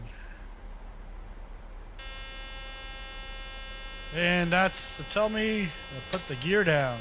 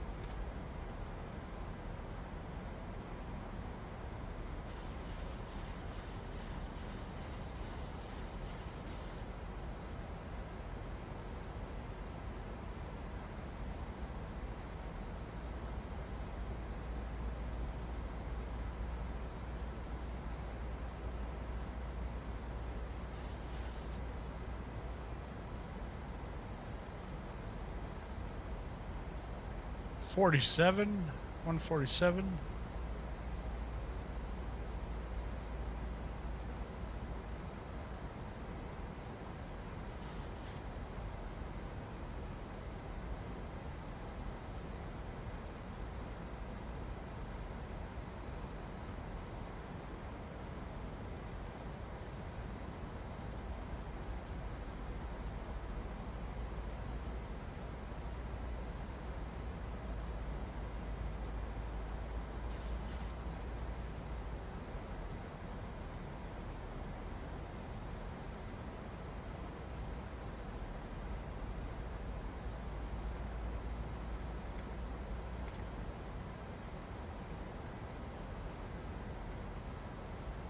Flaps, should be at flaps 20, 25. 1,000.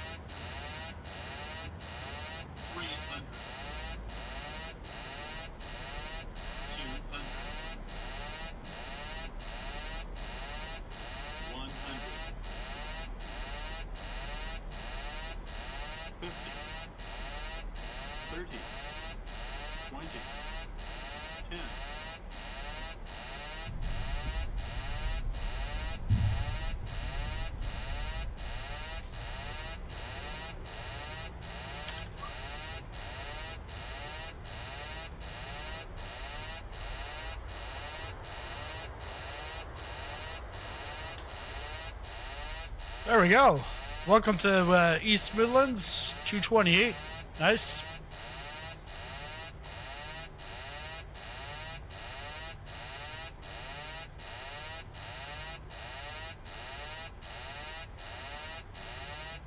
And we'll get the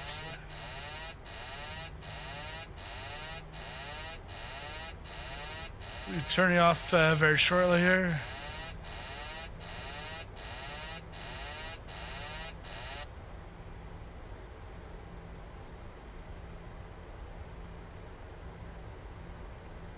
And then what I'll do is I'll just put in a turnaround state here.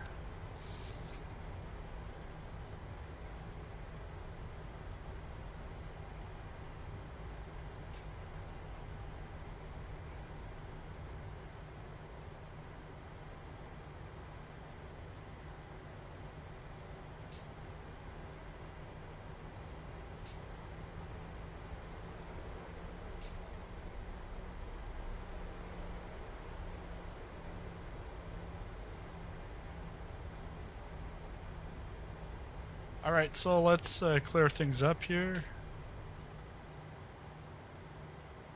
Got the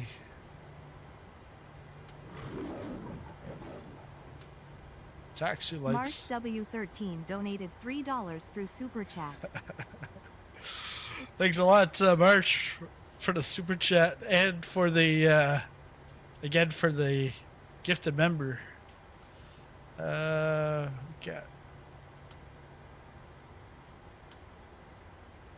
So if I would have did like 800 landing, would that have been $8? Maybe that's why I should be doing higher landing rates. APU, we'll put that on.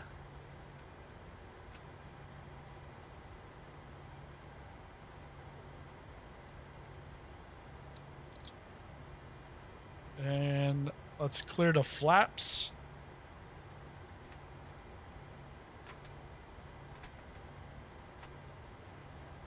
Let's keep on marching forward here.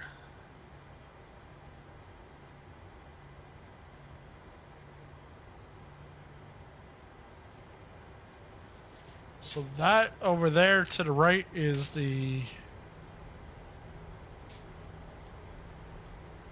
cargo. And over there is the terminal.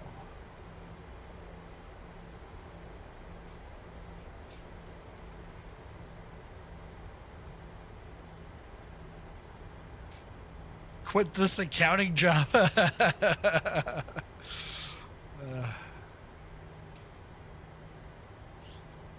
Yeah, I think my wife would hate me if I did that. Well, I would have to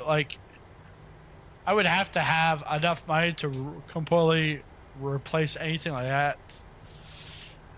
Then she'd be happy. But without, like, it really doesn't matter. Other than, you know, like being like a stripper or something, like she wants the money to come in. Doesn't matter what you do. Just keep it above board and legal. It's all good.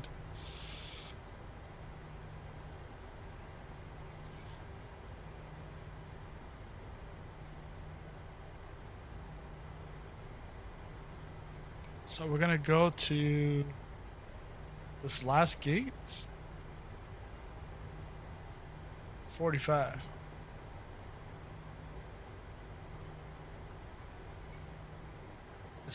You're a good pilot.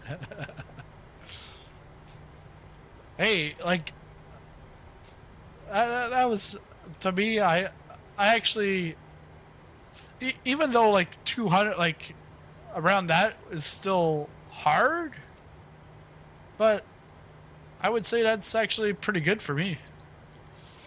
Put the parking brake on. And let's go back to, let's put the APU on.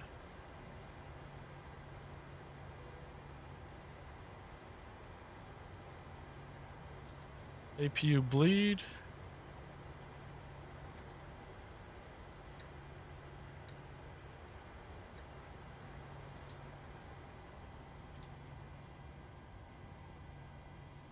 cut off.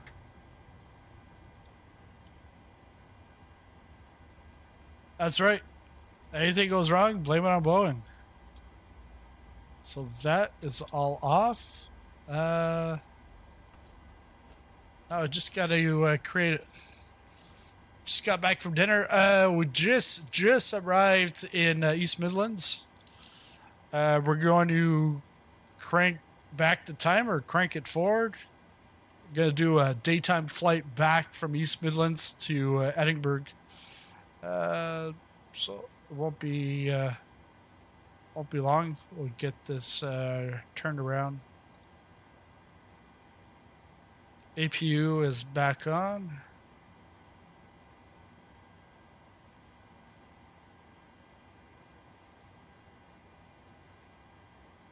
Here, let's go with so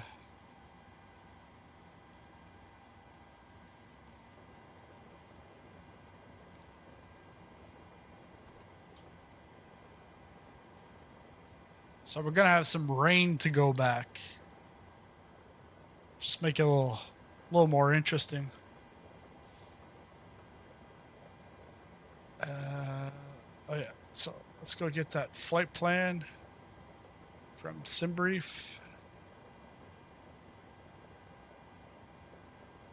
SimBrief.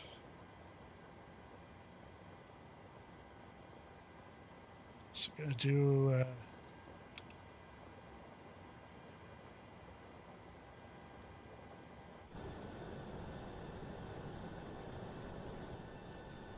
oh yeah, I wanted to switch it up to the Ryanair rather than United, but we'll just leave it like that. That way you don't have to reload anything. So EGNX to EGPH, I think. Yep.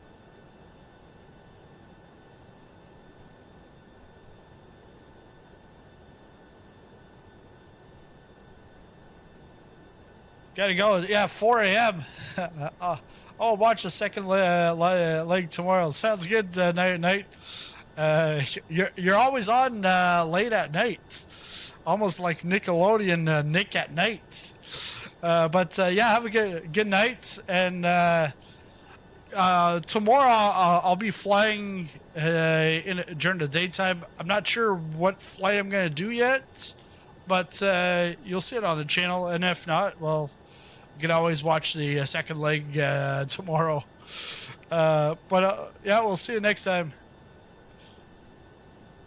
So we got the 737-800. Generate that flight. Good night. Like it. All right, so flight plane is done. Done like dinner. Well, my dinner was a long time ago. In a galaxy far, far away. Let's go pedestal.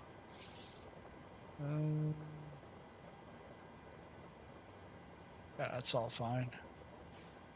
Just leave it on T.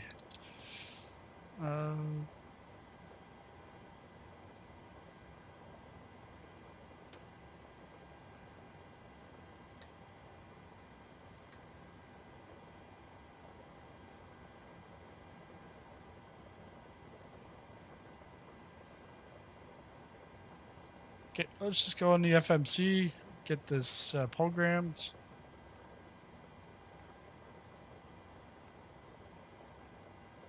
Ident.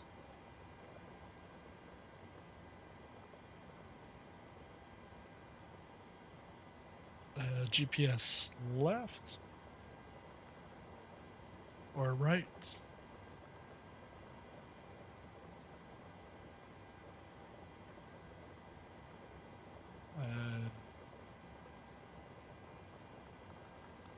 Actually, delete that. Do I have to realign?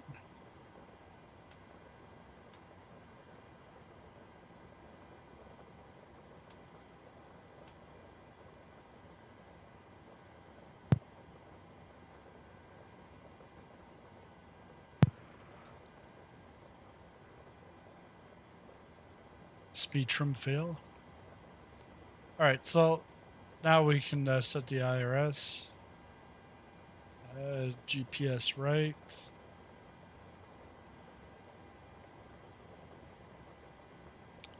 EGNX to EGPH.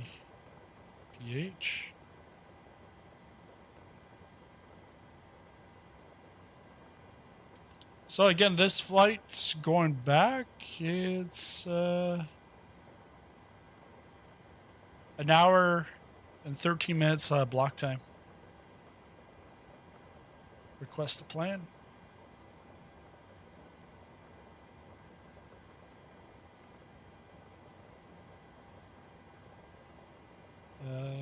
Let's go over here. Flight bag.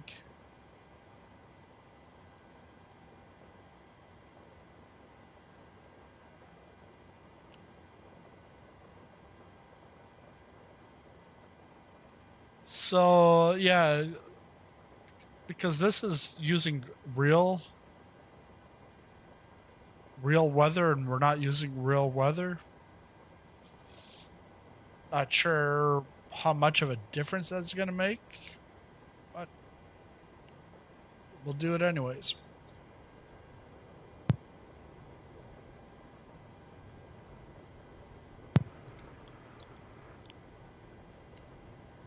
So if we do a takeoff East Midlands, we're taking off from probably from 2-4. Let's put wet. Because it's raining. Any ice off.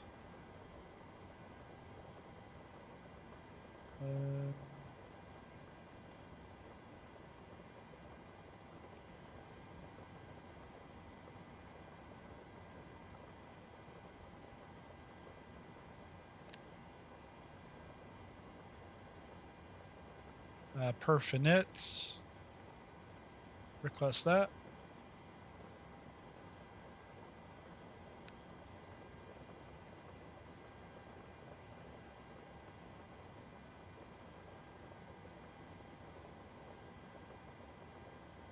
Load. So cost index 23.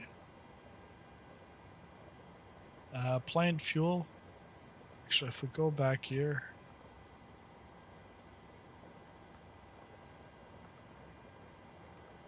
Payload. 0 fuel weights. 134.2. Yep, that's good. Fuel. Block fuel is 11,654.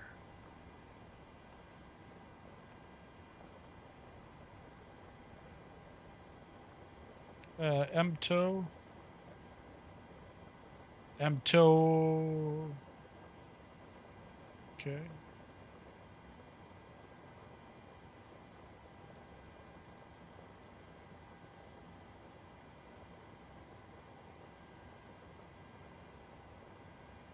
Yeah, I'm not sure, but the cost index, the higher the cost index, the higher the fuel usage.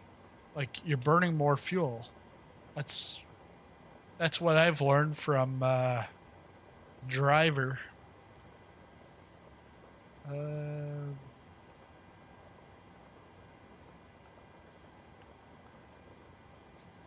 And I used to not really like 737 NG driver, Airbus A330 bus driver, whatever. I used to not like him, and now I'm starting to like.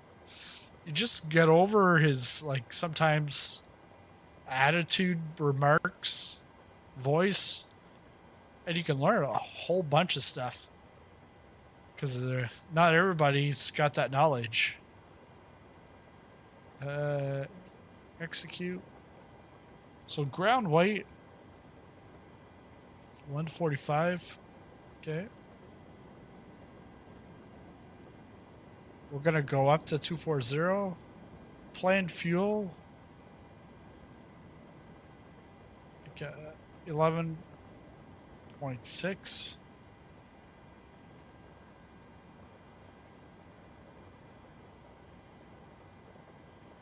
You never saw Emmy at in Vegas, but he was supposedly there. Let's see, that's done. And one. Sell is 50.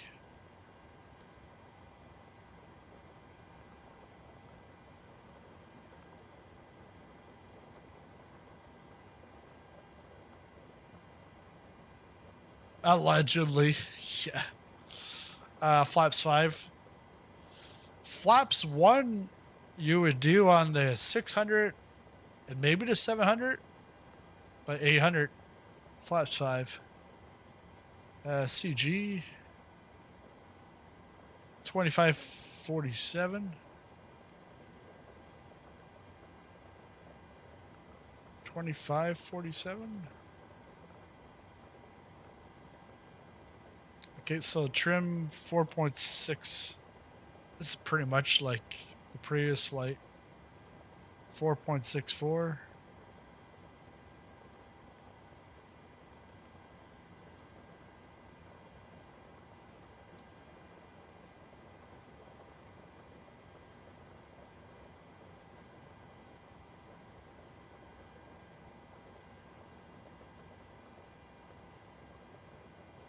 I gotta flip my stuff in. Okay, so we're gonna take off from 27, and we're gonna take TNT because I'm dynamite, and then we'll go back here. We're gonna expect ILS 24 and transition. ILS.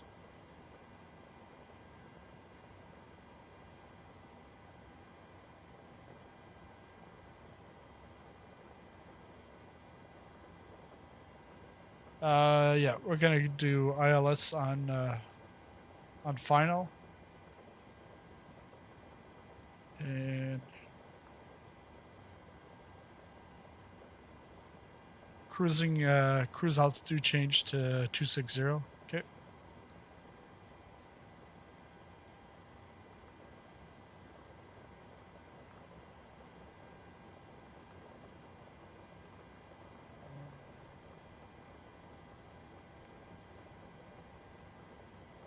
So 464. Winds 274.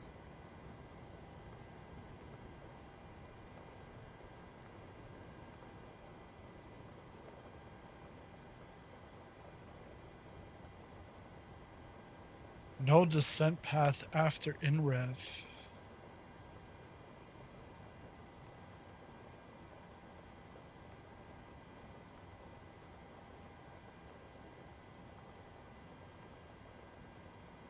Uh, 464.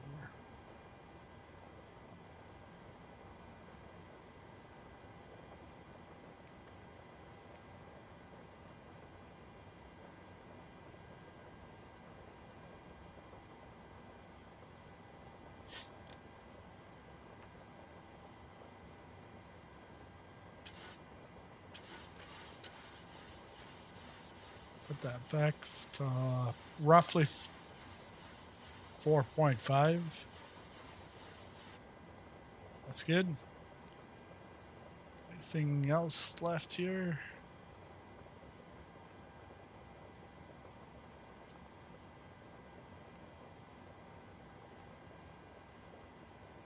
Takeoff speeds deleted,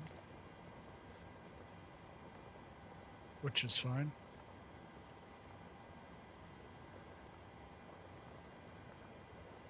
So 137.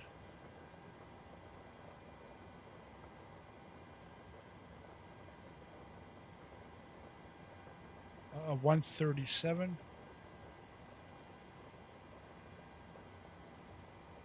Plus 5. 42.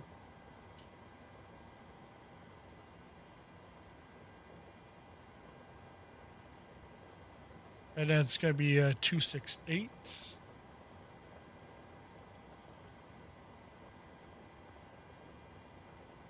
Altitude, we'll put it to 10,000 to start.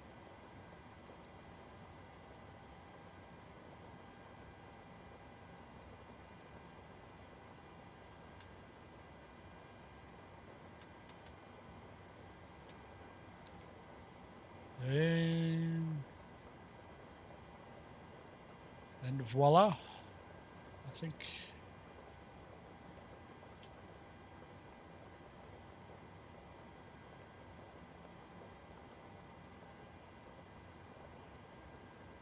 Tartan.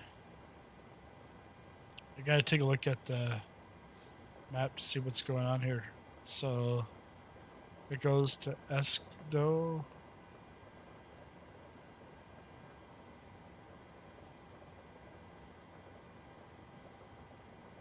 Tartan. Oh yeah, because this would be a vector.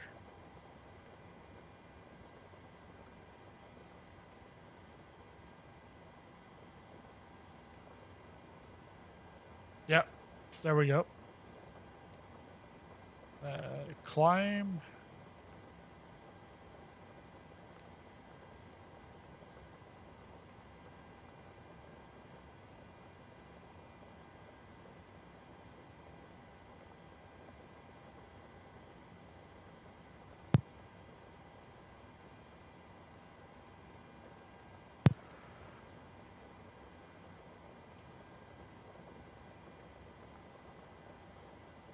Okay, so that's good.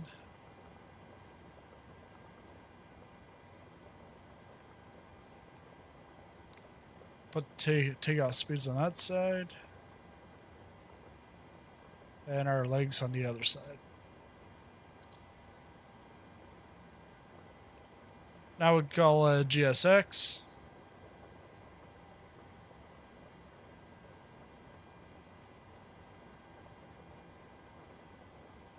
You need to set parking brakes to request ground services.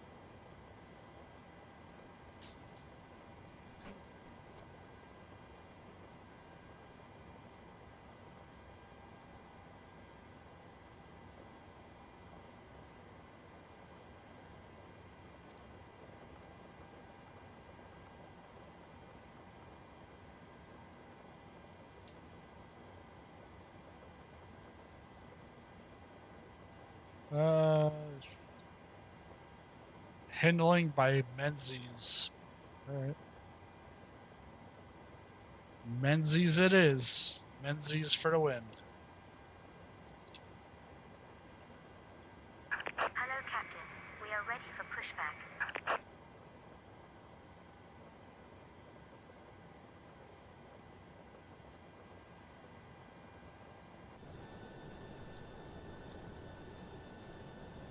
Is there really any room back there? Looks like we're gonna have to get pushed. Departure check completed. Bypass pin inserted. Push straight back.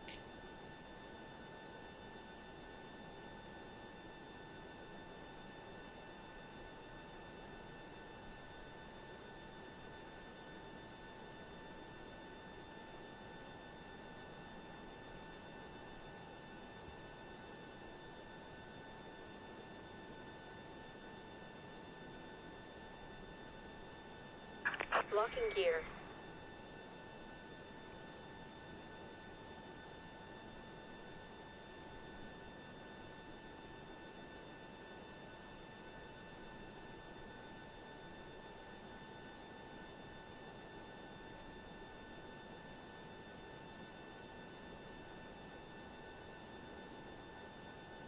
Straight pushback.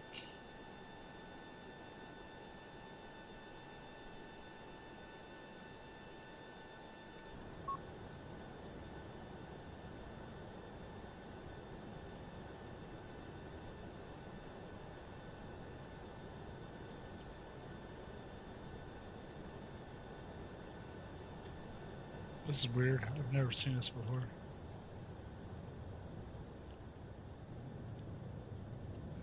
Oh, yeah.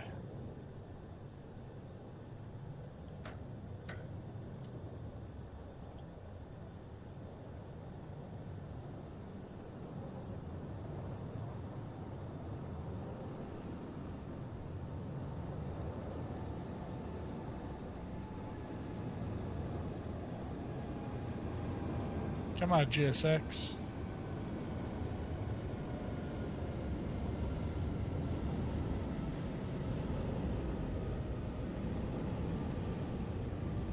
You can see here again, parking lots are, everything's very well detailed.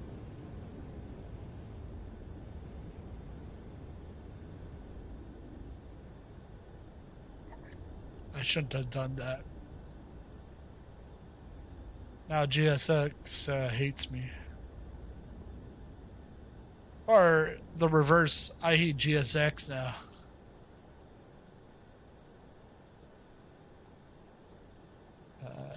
Qualts.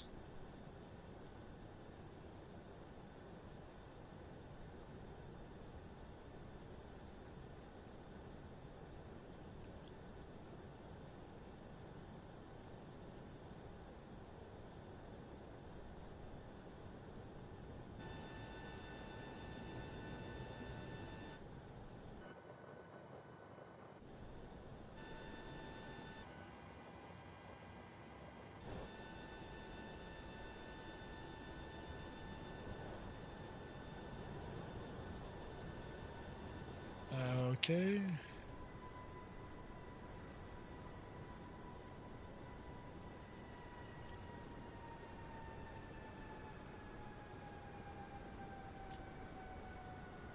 Even if I wanted to accept this, I can't.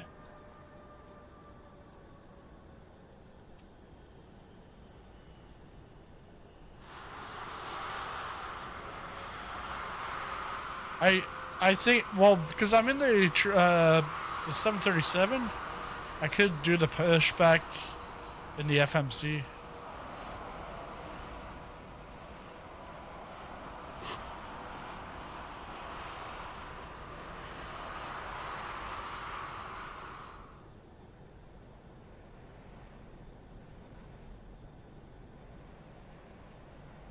All right, let's just do that. Gonna go in the FMC. Push back that way.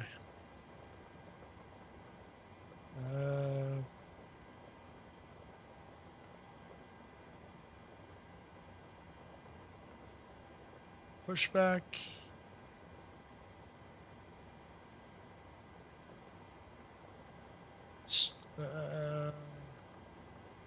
.di. I don't know what that is.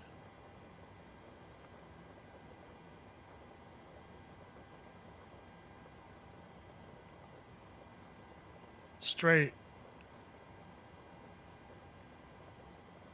out of Compton. There we go. Feet.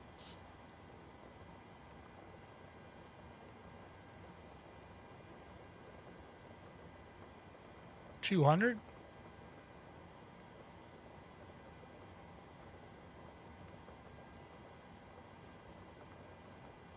I won't take that. No. All right.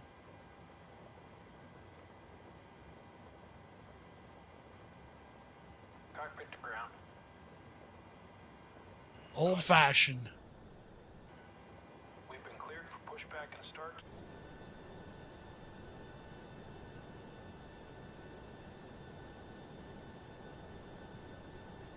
Now GSX is gonna get upset.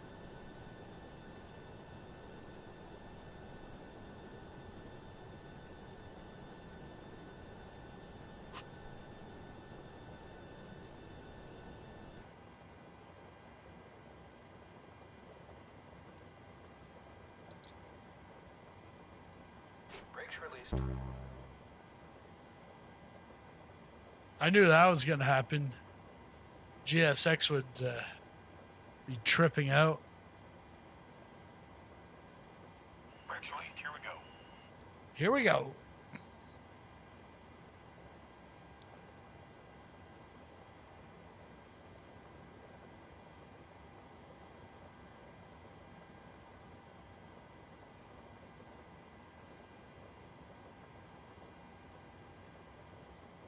Are we going?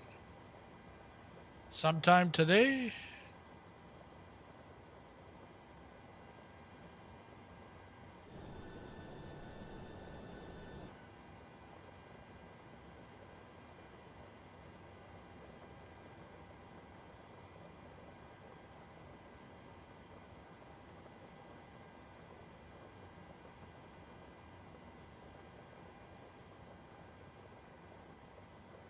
Yeah, it took off the parking brake. I think it's because of the GSX. Parking brake. Yeah, parking brake's off.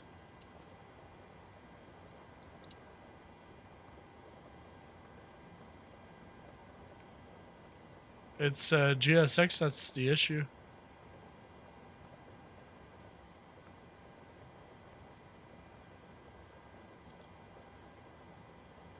Let's try GSX again.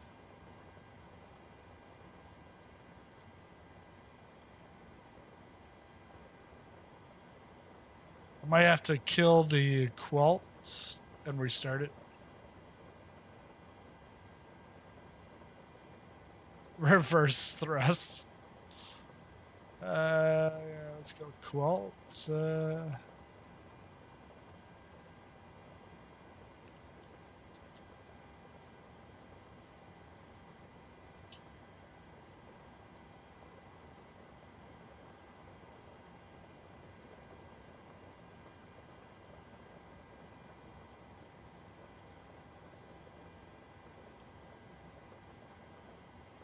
Alright, so let's try this again. I just killed Qualt.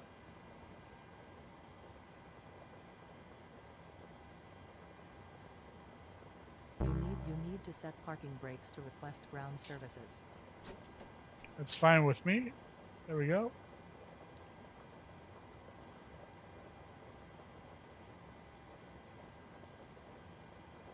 Prepare. Yeah, this time I'm just gonna say straight out. Like, let's go Ryanair.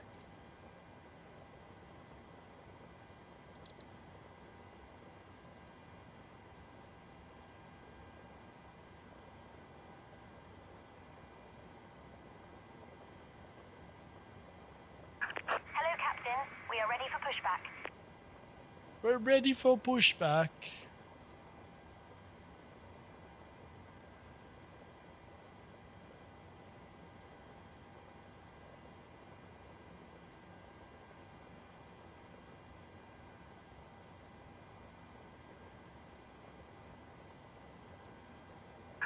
Departure checks completed. Bypass pin inserted. All right. Should be pushing back. Here we go.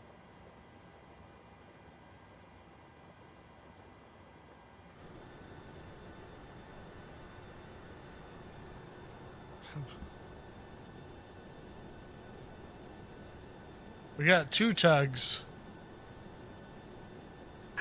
Locking gear. What is this, like the cleaning room number 3 here? Tug on tug violence. Not cool. Yeah. Ménage à trois. All right, straight pushback. There. Release parking brakes, please.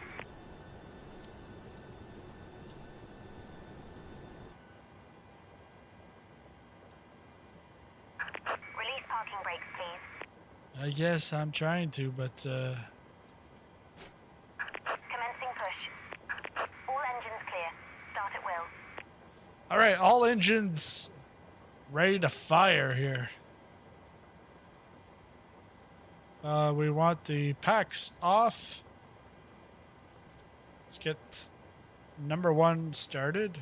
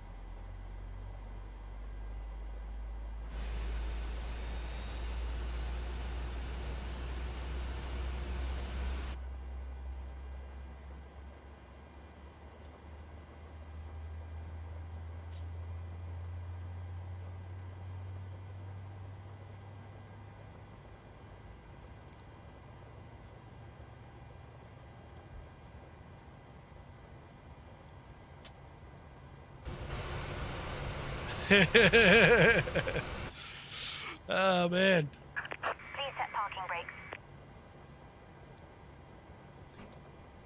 Waiting your confirmation for a good engine start. Put that on continuous. Start engine 1. If the plane doesn't end up in the grass at some point, yeah.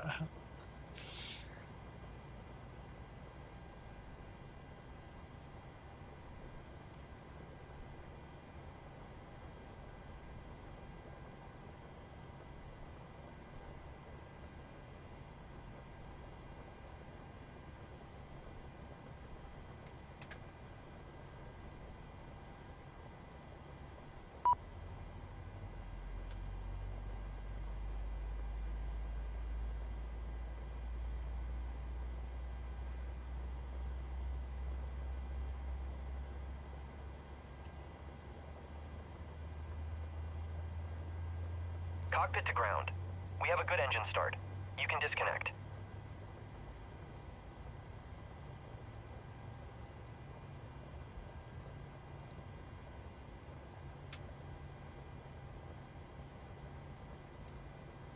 All right, now we can switch over to the gens.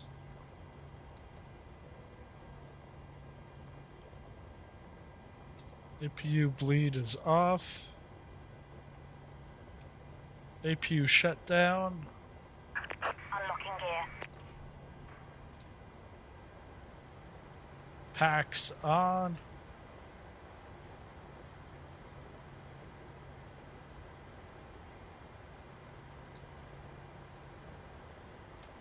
Taxi lights on. Tow truck disconnected. Bypass pin removed. Left is clear. Right is clear.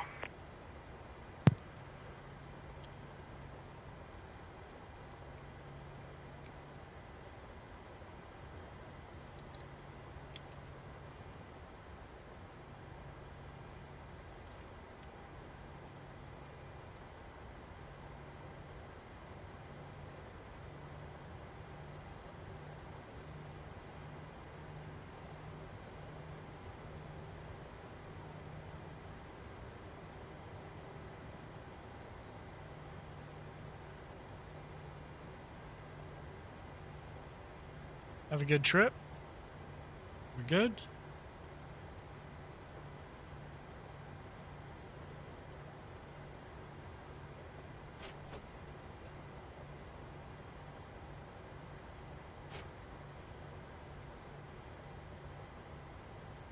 There we go.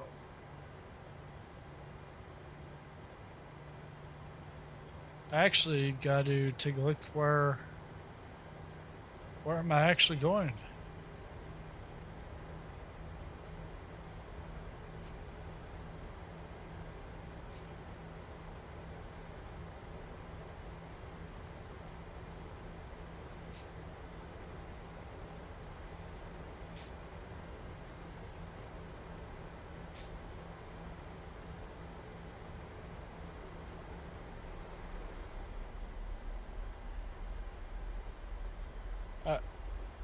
I think that's because I'm stuck.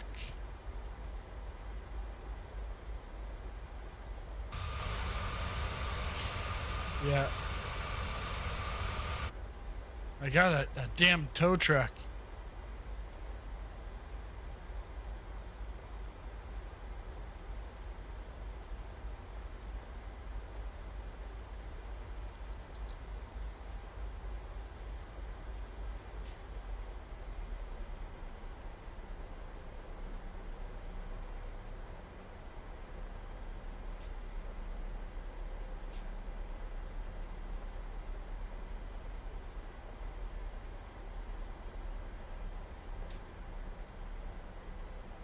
Where's my wipes?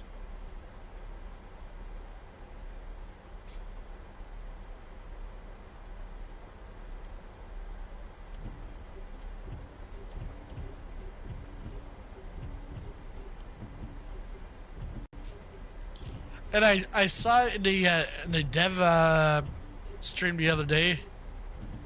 Someone asked about the wipers. Are we gonna ever get that functioning? And then X-Plane's like, hey, look, everybody. X-Plane 12.2's got it. It's like, all right. How come the guys with like little money have it done? And the big guys, it's 4 years and we still don't have wipers that work.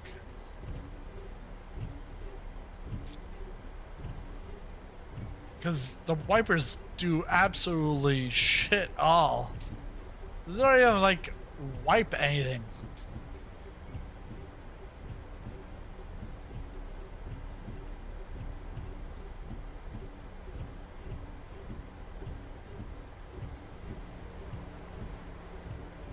So we're just gonna park them.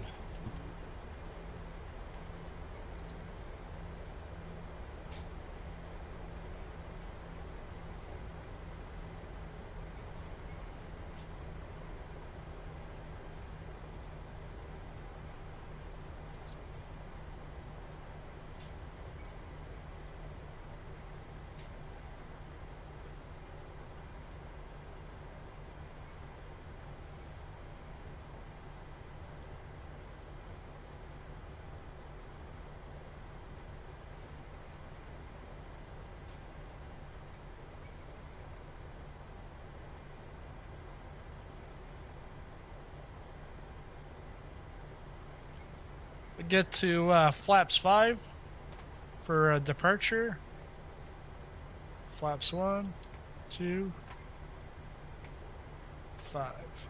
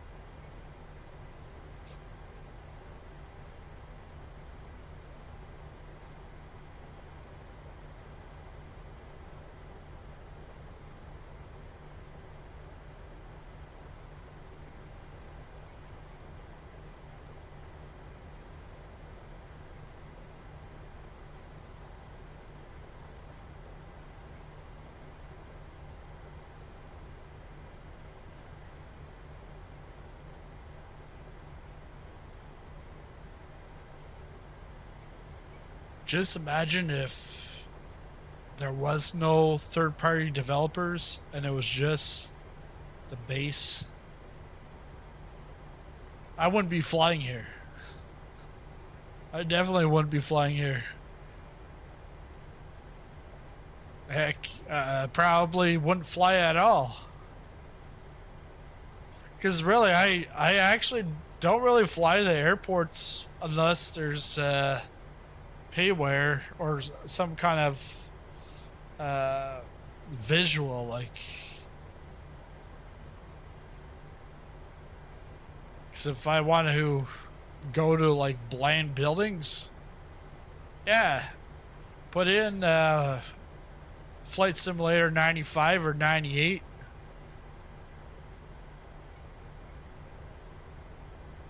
Or just put X-Plane or whatever.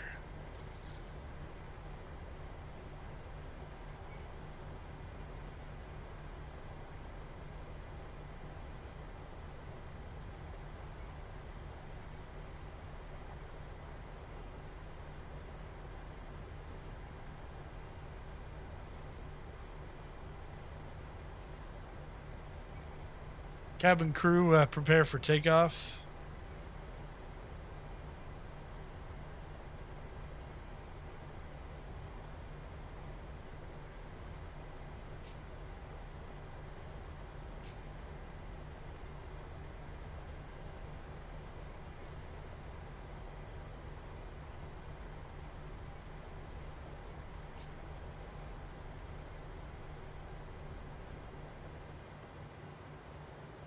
Just make sure that there's nothing gonna fly in my way.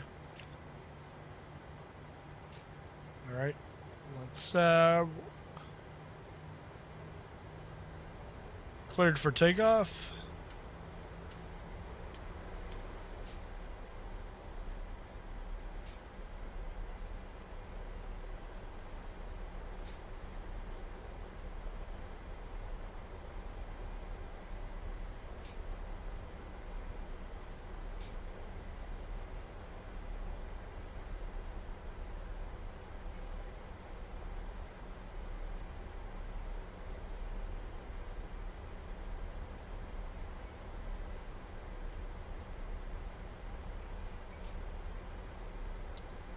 All right.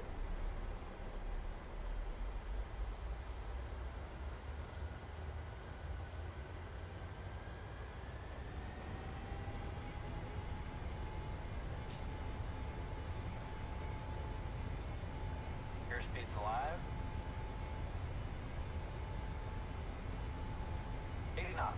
80 knots.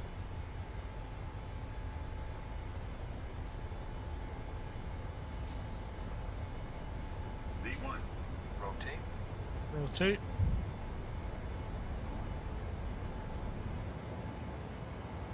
Positive rate of climb. Gear up.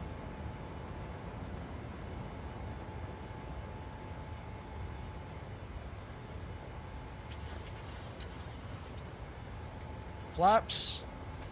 Flaps cleared. Autopilot. Engaged. LNAV. VNAV. Let's go.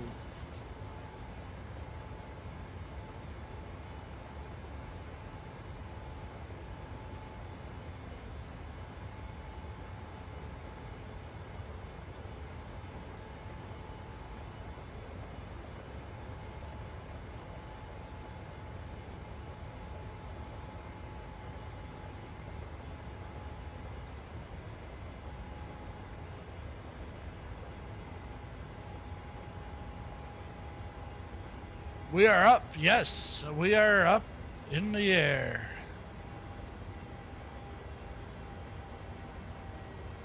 We're going to climb up to 10,000 to start with. You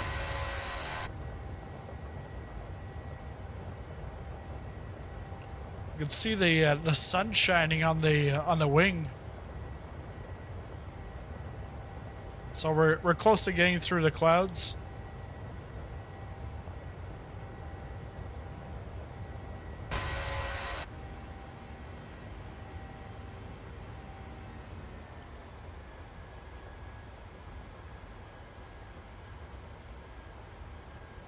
So we're at 6,000.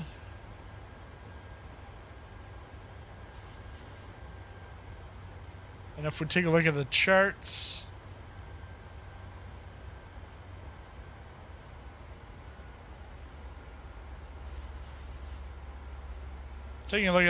we've got our constraints up to 6,000, pretty much until we get to TNT. TNT, it's when it's dynamite, we explode and we go up even further into the heavens. Sounds like so bad. If you're on the plane, you would never explain it that way, or else people would get really suspicious.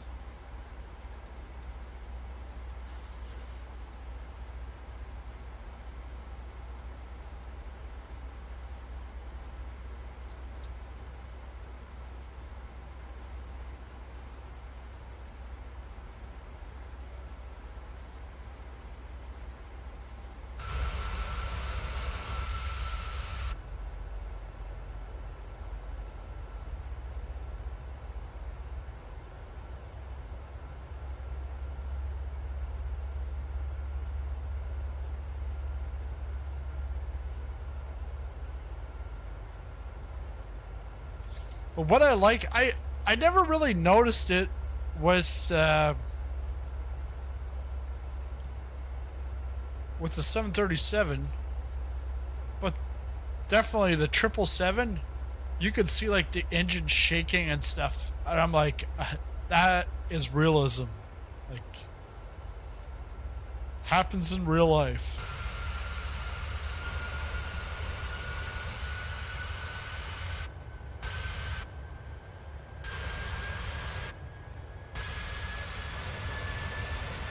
Trying to get back into the cockpit. All right, now we're picking up some steam here. Let's put this up to our max cruise altitude, which is going to be flight level 260.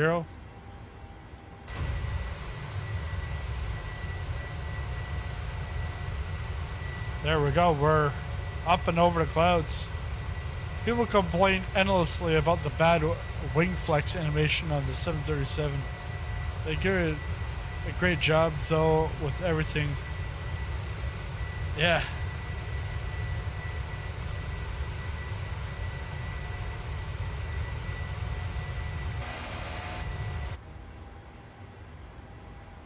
We can go standard. We're at 10,000. Anti-skid is off. Lane lights off. Taxi light off. Engines to off. Or engine start to off. Wing we can take off. Logo off.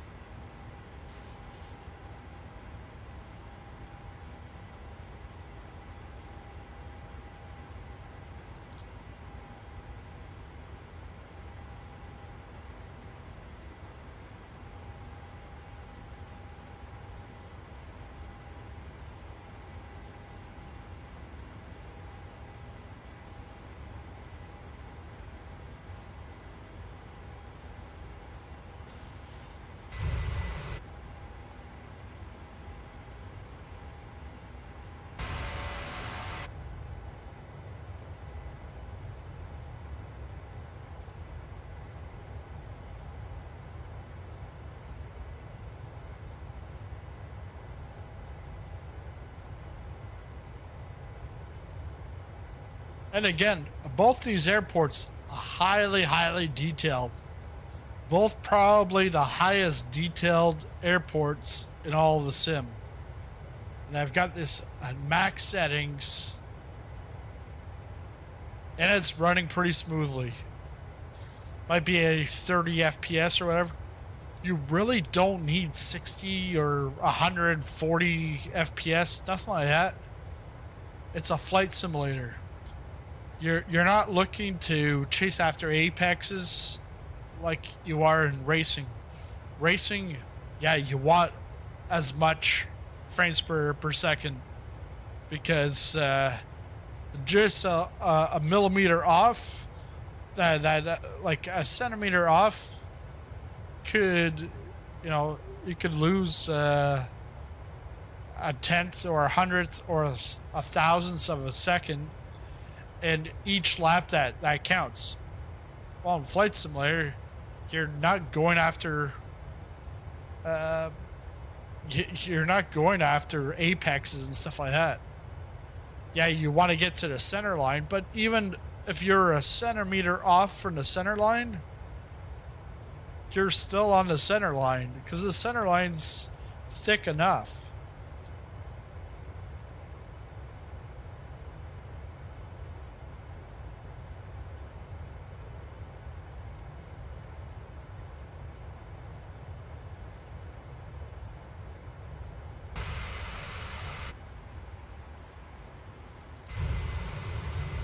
Hey.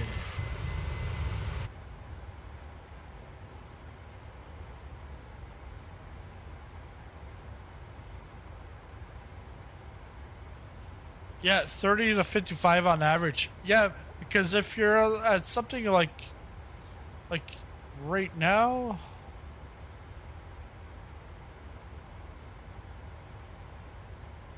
Fly Live is showing me as 21 as my frame rate. And I actually doubt that. So I got frame generation on. So I'm guessing that could be actually double. I don't know.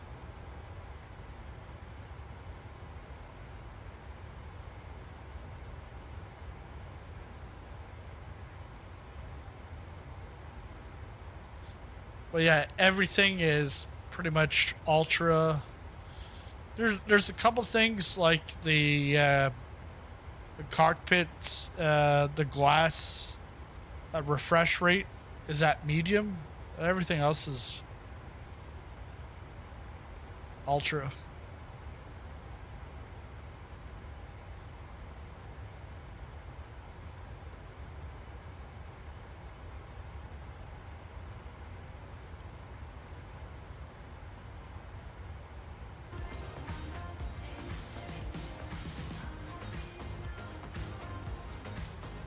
Yeah, and you have a 3070, yeah.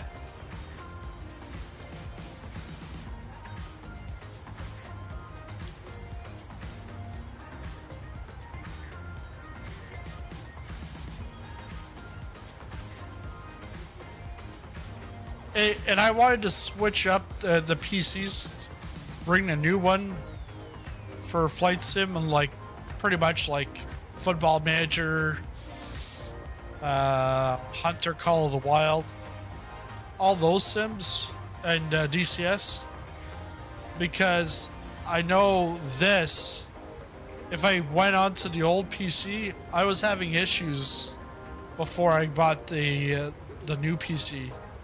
So where iRacing I wasn't having the issue, so the other rig gets iRacing.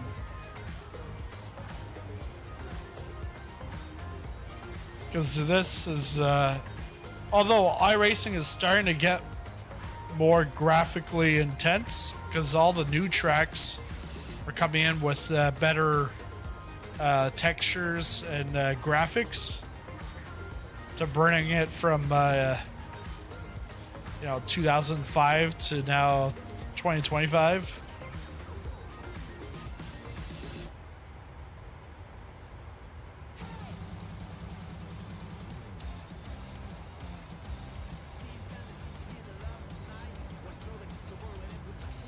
So it looks like we've got a 15 knots tailwind.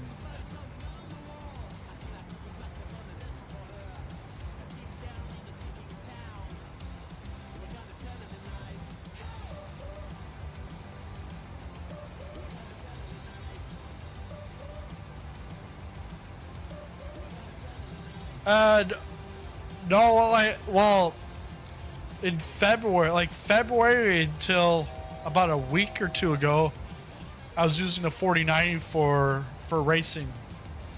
But then about a week ago, I was playing Football Manager, and I was like, son of a gun, it takes forever. Because Football Manager, it's all data processing. It's pretty much like a spreadsheet simulator. So it's not really graphically intense until you get into like a match, and it's like showing you what's going on. But I had that on the old, using it on the old one, and I was like, no, I need this to be quicker, because if I'm gonna make videos on it, I need the match engine to pick up a lot quicker. So I flipped it over, because I also knew that Flight Sim was going to have issues with the old one, because the old one was a i9 9900K 2080 Ti, 64 gigs of RAM. Now the new one is AMD Ryzen 7 or maybe a 9. It's like pretty much the top of the AMD. And then with a 4090, I think it's 106. I think it's 64 gigs of RAM. Yeah, I think 64. I don't think I went to 128.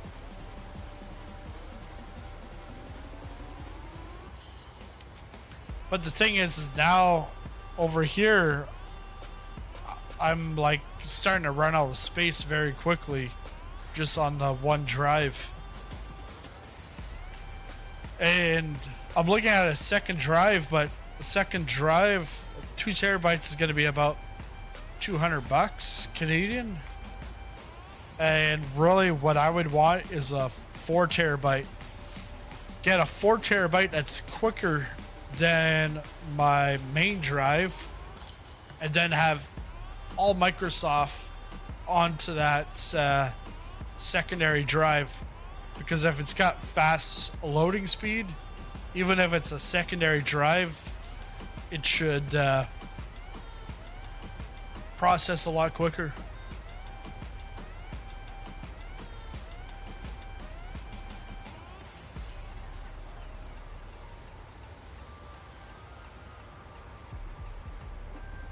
So top of descent's in 51 nautical miles.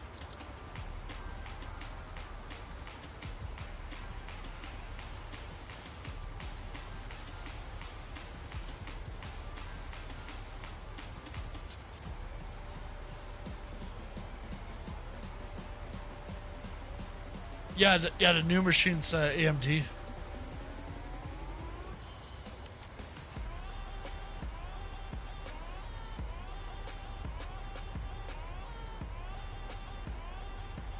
I think the reason why, like, Airstud recommended going to AMD because you're gonna pay less and better performance.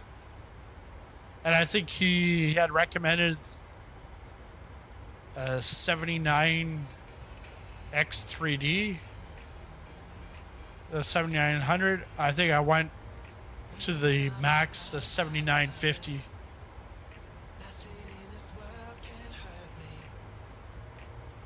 You haven't used it yet, man. In my case, I've got so much scenery, and really, like, I've paid for maybe 20% of it, but still, it's just a pile load of stuff.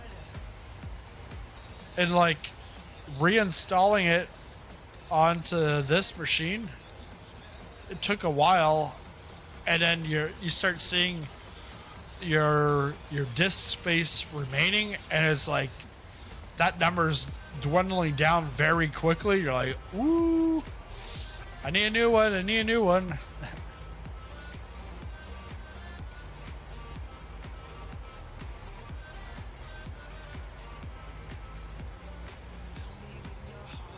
Okay, so let's bring this down to 10,000.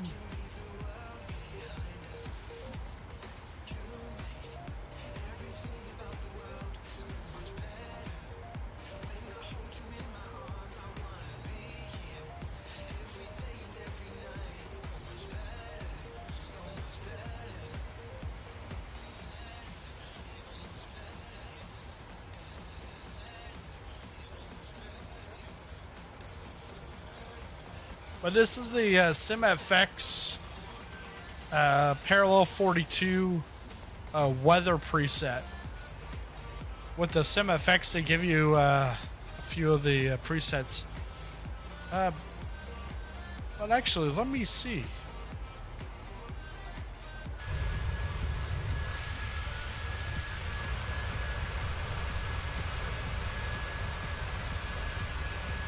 Because I know there's the 777 immersion and the A320 immersion. 737, this falls under the SimFX. So if we look at the contrails,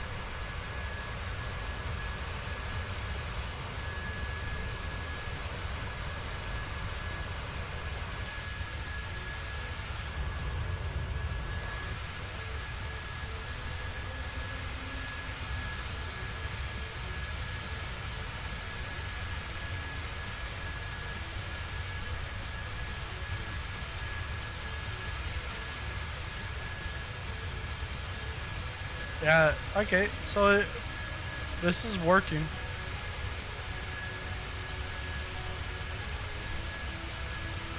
So I'm bringing the spread narrow. You can see the contrails changing.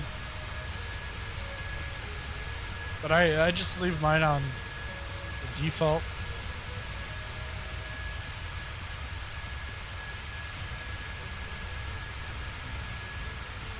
So these are some of the effects with the base sim effects. Touchdown smoke.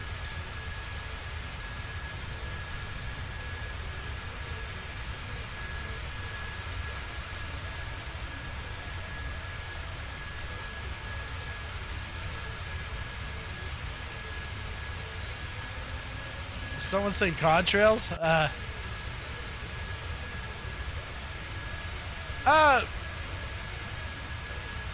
Yeah, it depends. It depends on what you're looking for. If you're looking at SimFX will do it for all planes. It then changes the visual effects, enhances them so that with the settings you can change them on the fly. And then you've got the 777 immersion and the A320 immersion that are add-on packs that are specific for those aircrafts. Because unless you're making videos, you're not going to really see your contrails or like the water like pooling out of the engines while you're on the ground. But one thing is that I do like that you see from the cockpit is the lighting. So when you're going through clouds and you got your lights on, you're going to see the lights in the clouds because you normally don't really see them in the default. So that's the nice thing.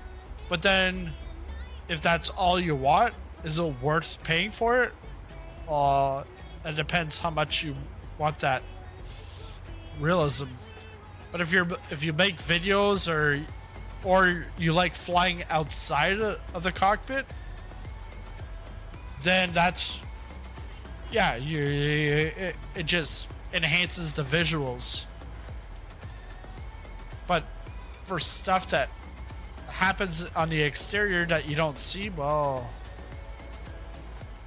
like for me it's fine because I stream, I make video content, so I can add that immersion realism.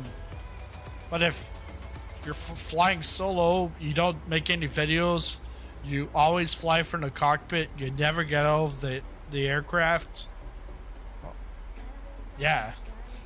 But also, if you're constantly in the cockpit and you never look on the outside, well, the only way you know which plane you're flying is by looking at the cockpit, the interior. You really wouldn't know if you're flying a 700 or 800 of the 737 because cockpit looks pretty much the same. Yeah, like you can look up like the license or whatever, but you get what I mean.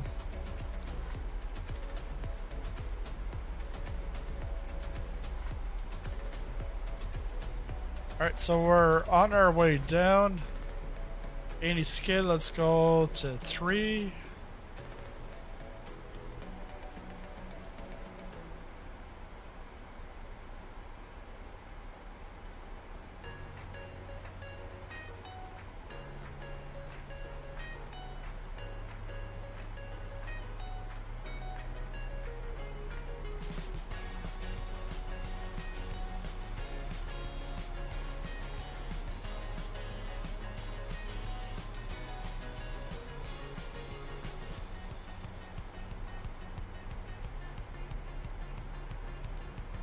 So it looks like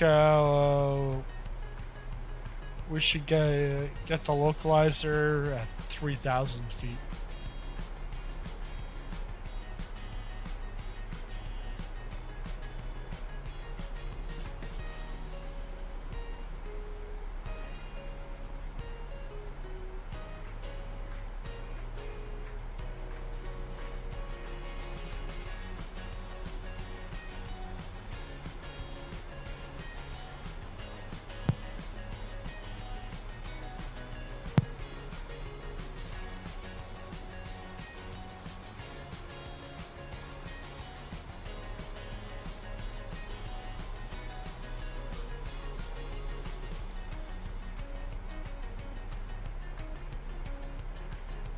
But yes, delivery here is United. I have signed up for Virtual United, so you'll see United more often. But again, I'm still not sure. Depends of what's going on with Virtual Air Canada. If I'm in there, I might just stick there because they're more involved in their Discord.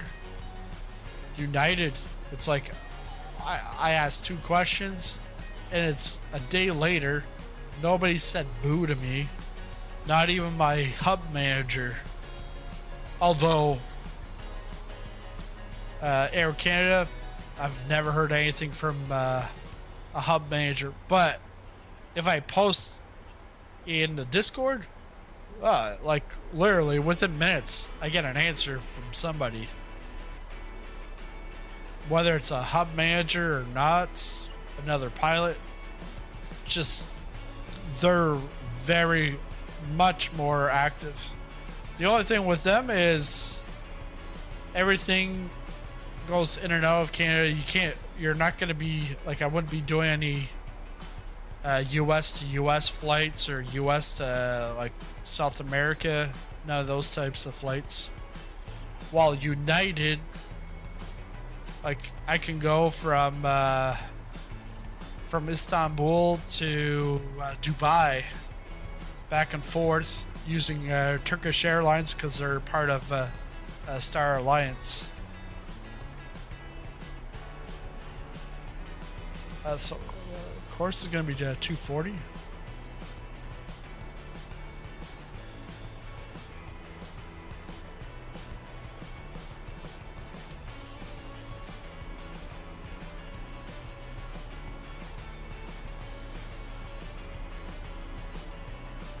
Son of a gun.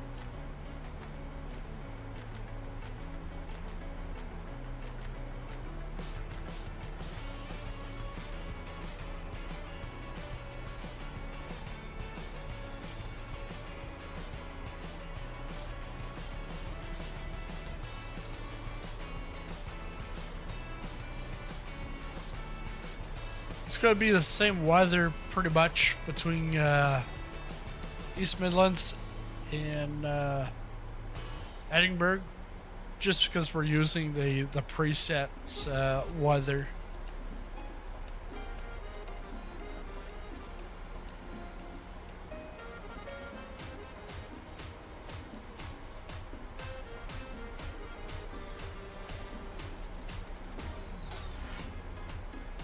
Drag required.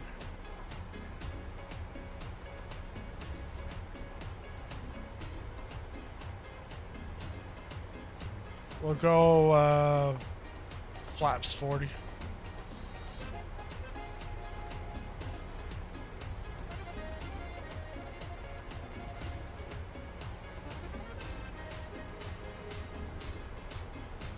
Course is 241.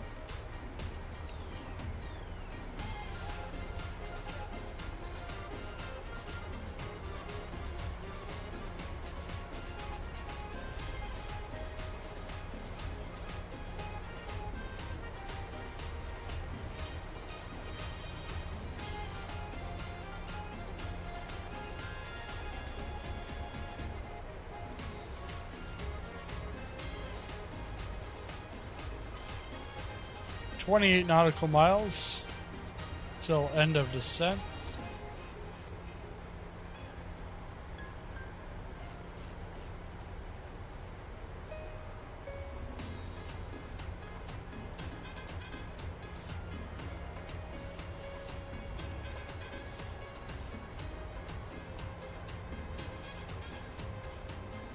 Still drag required.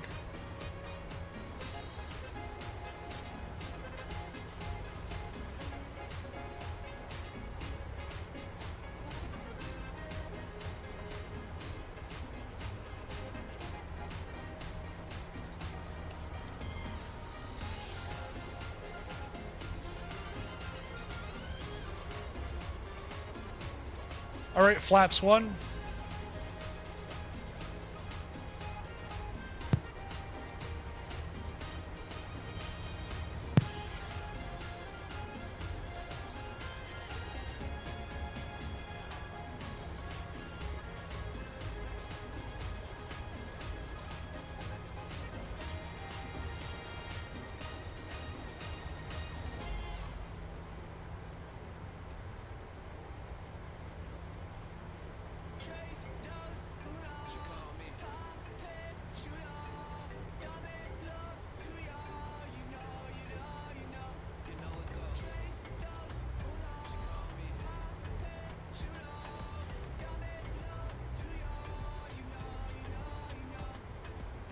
Let's turn off the music for now. It's time for business here.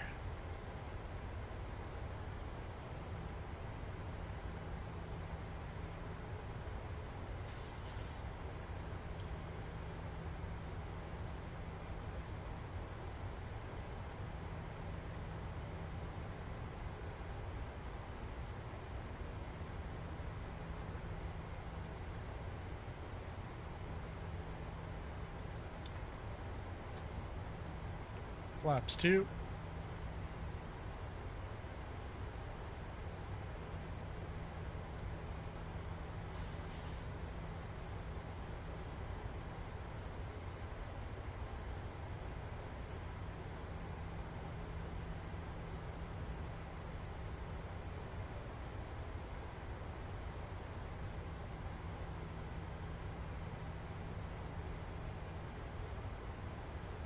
What's my...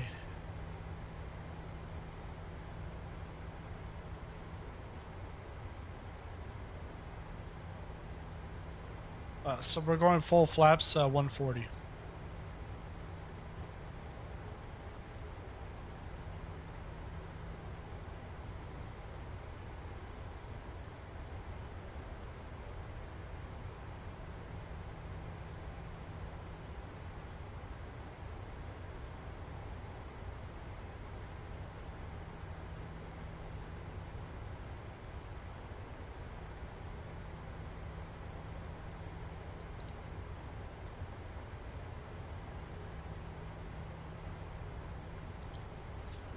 Some thick clouds here.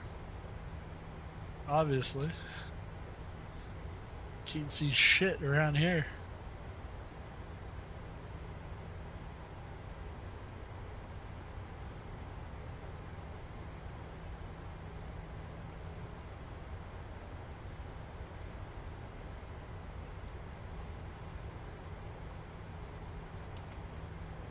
Flaps 5.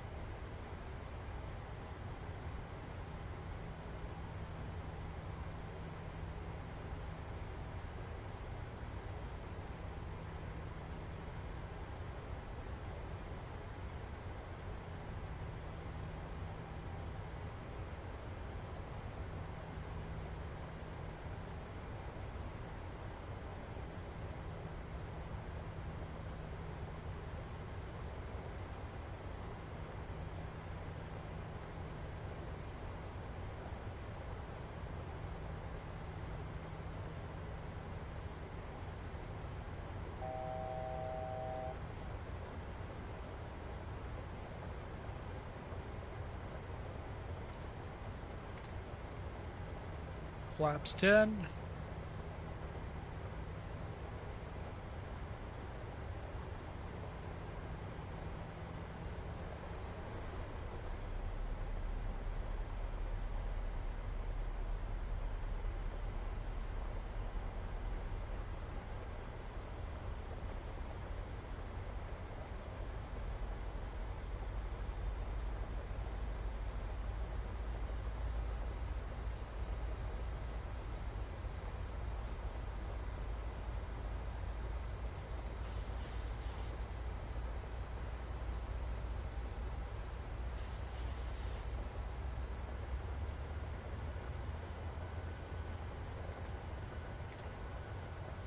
Flaps 15.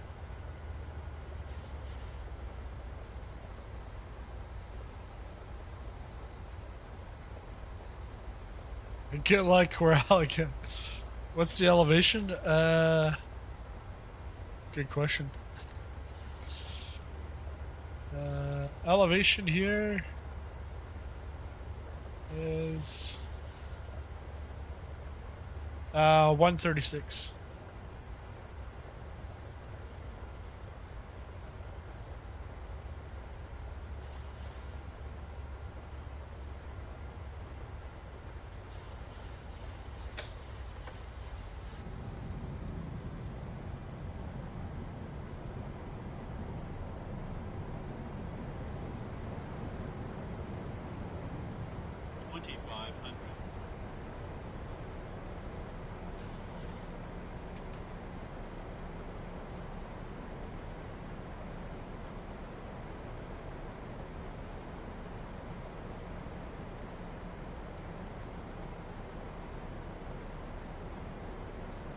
Five miles out.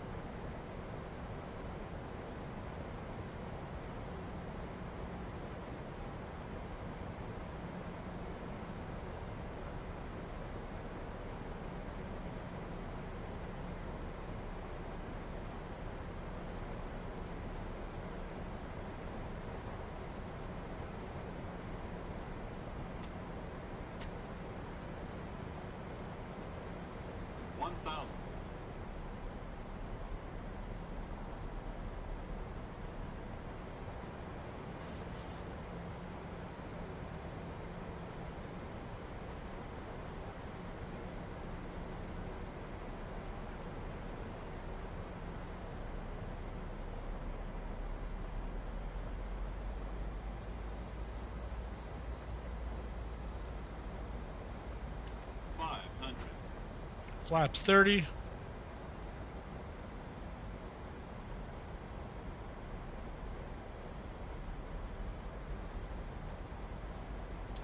Flaps 40. 300.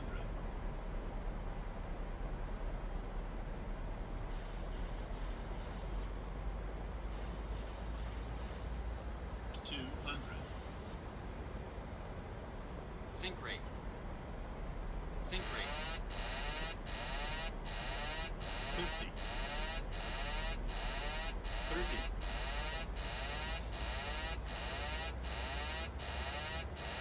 Oh, you little son of a gun, huh? This piece of shit. Come on. Don't sync. Don't sync.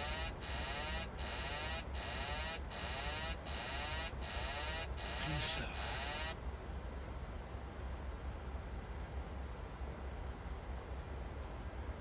Let's go, Toga, Toga, Toga.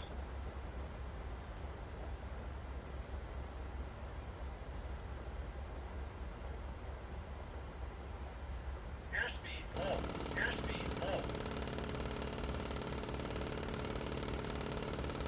Don't sink. Too low. Terrain. Don't sink. Too low. Terrain. Don't sink. They gotta manually do it. Alright. Gear up.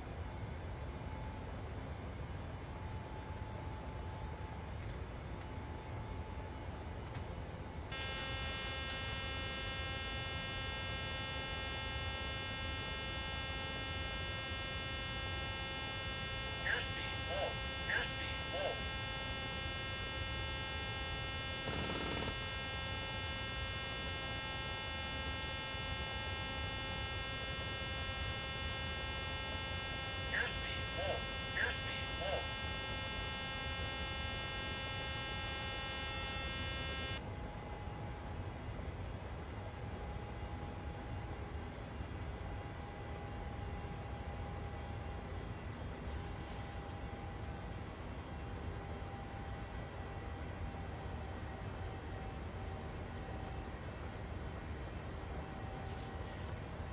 Well, survived.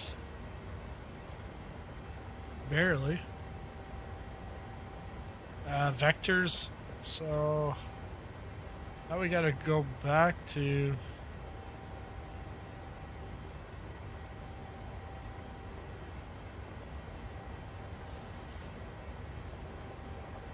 ILS 24.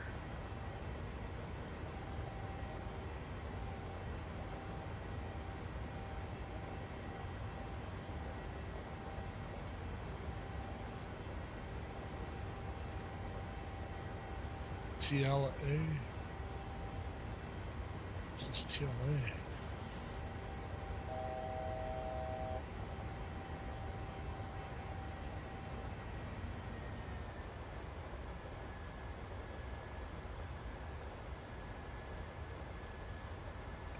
Let's go direct to turn.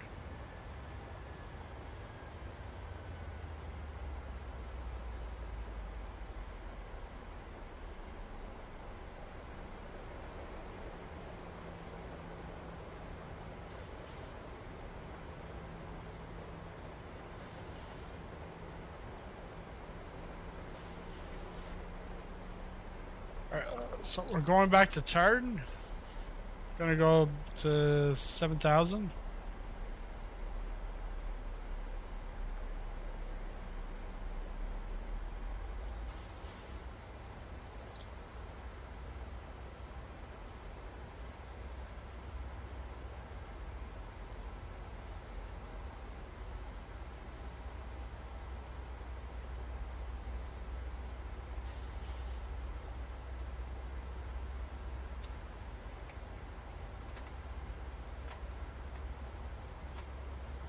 Yeah.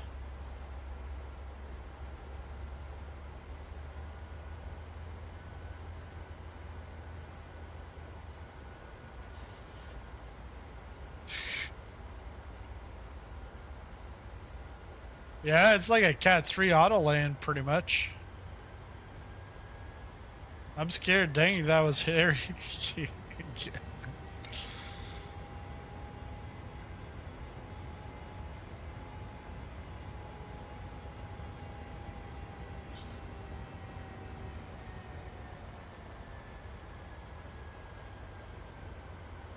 So if we look at this, we're going to go back to turn. We're going to then go to CI24, FI24.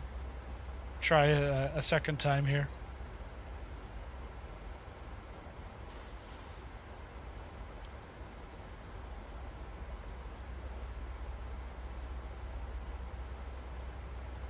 So we're climbing back up to 7,000. And then we'll make our way back down to 3,000.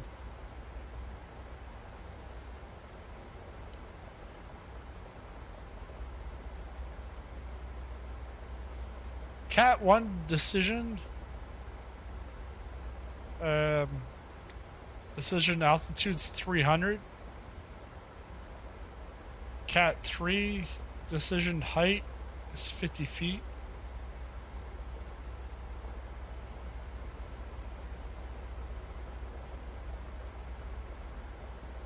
I think I've done auto land before, but I would say auto land was a long time ago in a galaxy far, far away.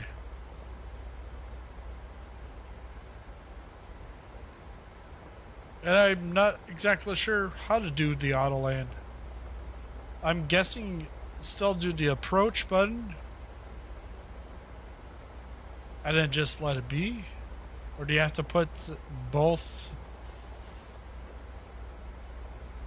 autopilots on?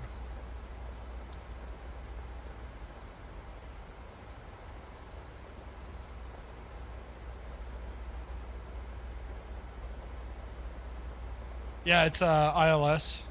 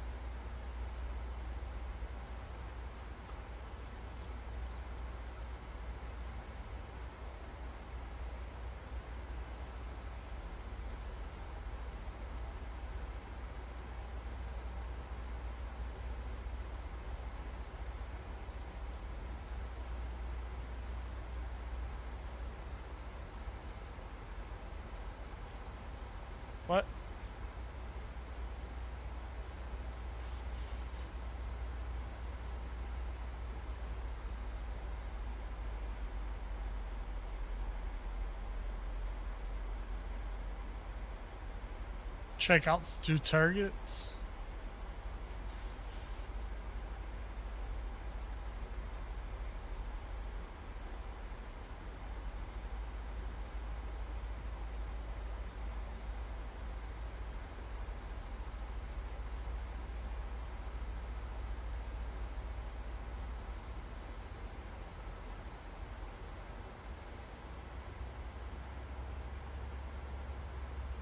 Right after the app, I believe. Okay. It's good to know.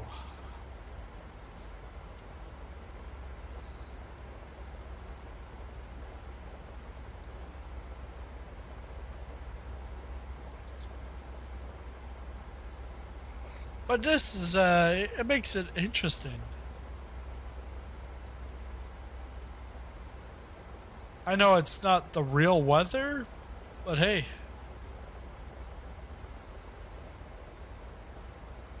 It's not like you do this every day.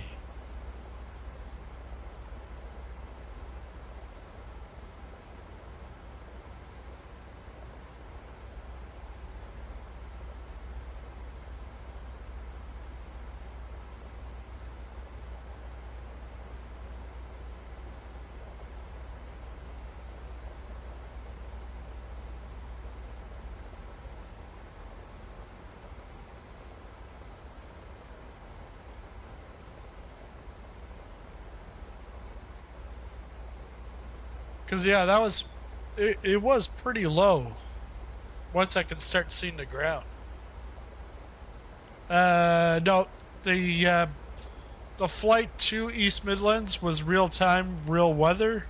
On the way back, I put it to morning and spiced it up with a rain preset. So it's pretty much constant weather all across the flight.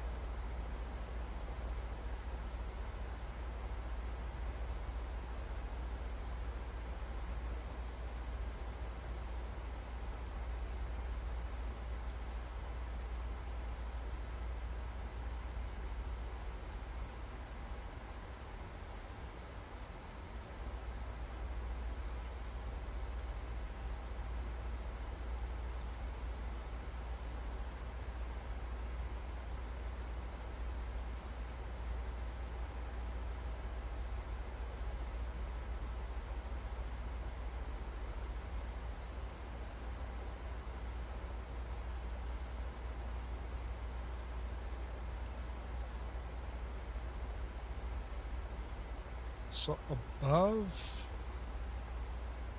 approach VREF, we're gonna go 139, full flaps.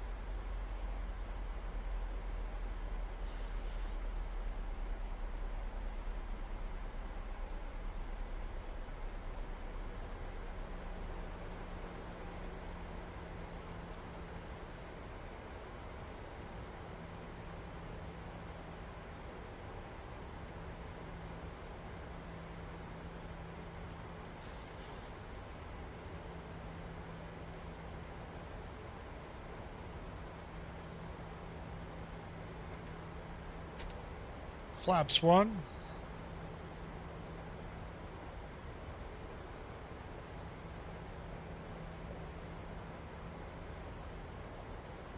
Approach. Oh, no, no, no.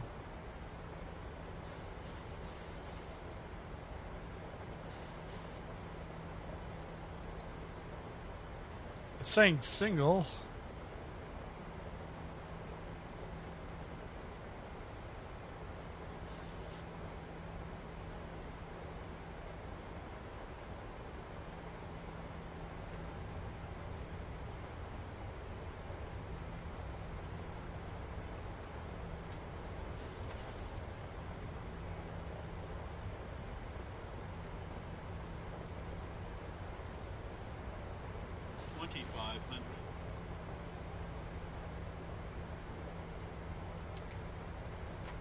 No, but it's back on the slope.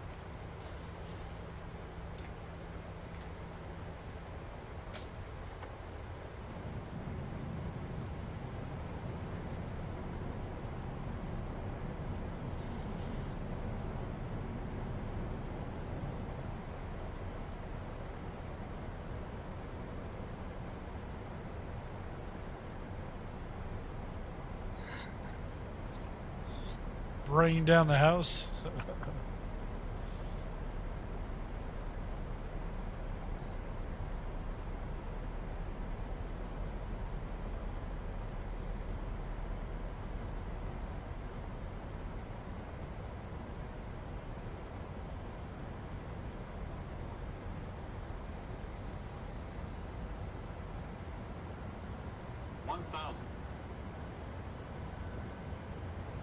Okay, something's going on here.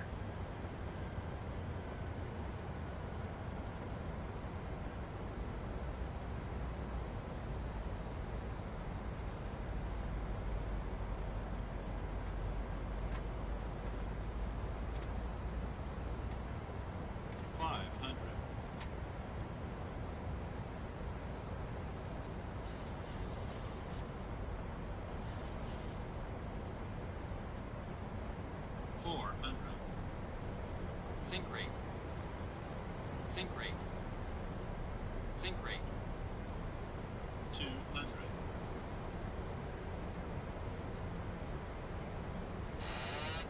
100.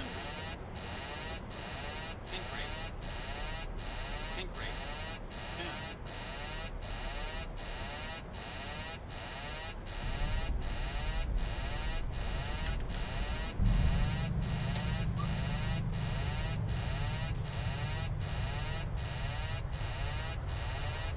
Eek.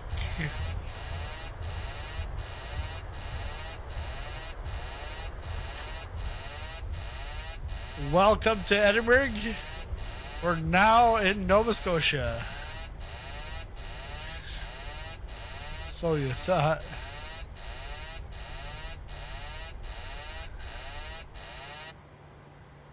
Alright, let's move off the runway here. Best landing of the night. Yeah, right. Man, the first one was a lot better than that. Landing rate was also better. But that was definitely a tricky one.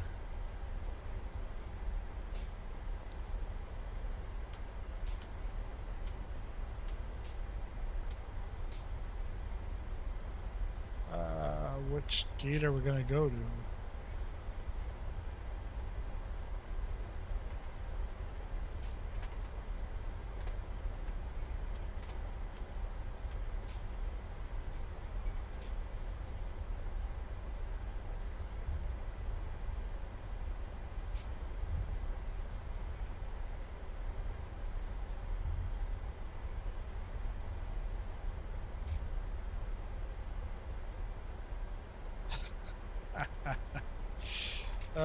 You gotta open up the map.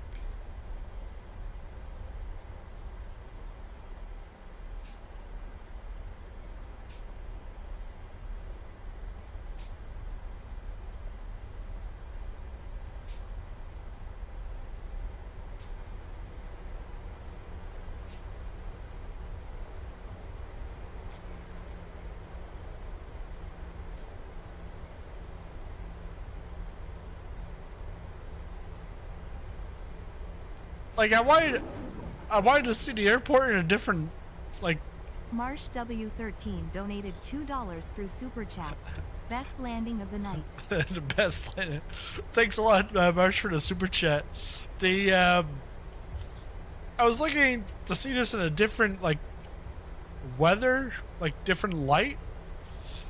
I wasn't expecting this, that you can't see shit all until about 500 feet. But oh well. We made it with a few injuries, but I reduced the legal bill. Could have been a lot worse. Could have been all casualties.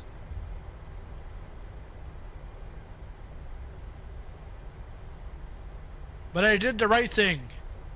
Go around. Was it the right go around procedures? No way. But at least I did go around this time. Normally I don't. I just like kamikaze. Wait a second. That wind socket. We weren't even we had a tailwind coming in.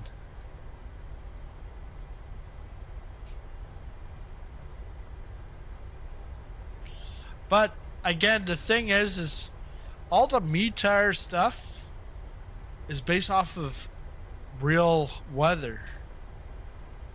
So then when I put a preset on like this, yeah.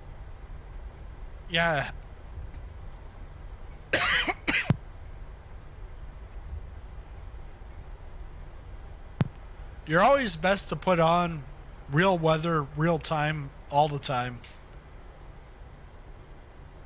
Or at least use real weather, even if you change the time. Because then stuff like that happens.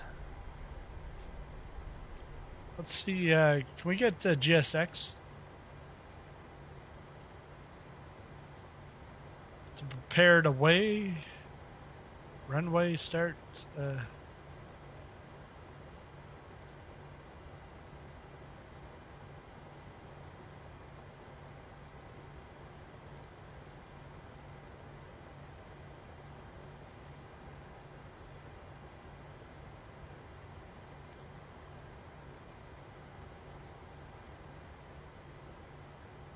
Oh, back there.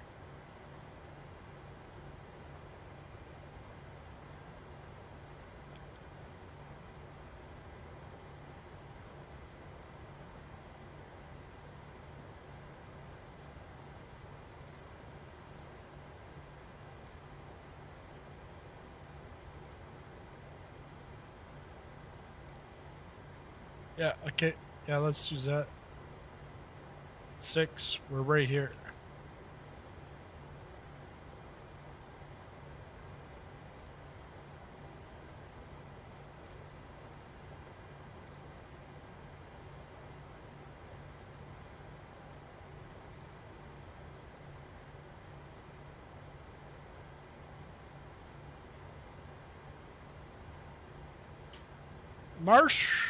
Marsh has been dispatched.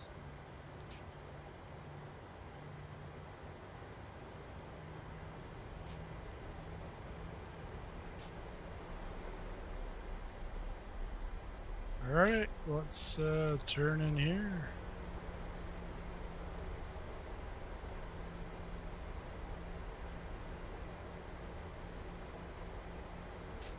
Yeah, all alive. Good thing we weren't in the Andes,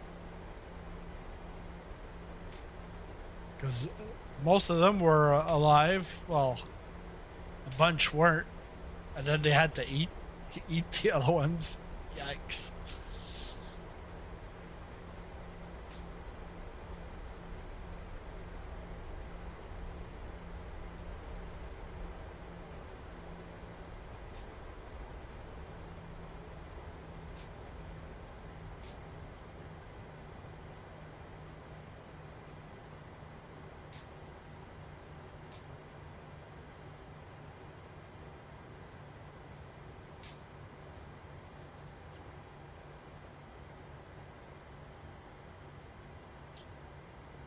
All right, so put the parking brake on.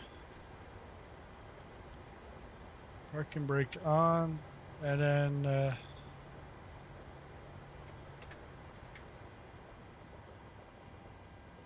we can cut the engines. Let's get. Did it? No, didn't do it.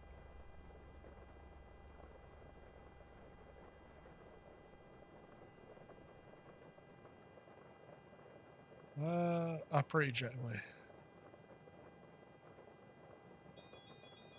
I'm parked a bit too short. Come on. Well, that's what happened in the air. Lost it. Lost the camera.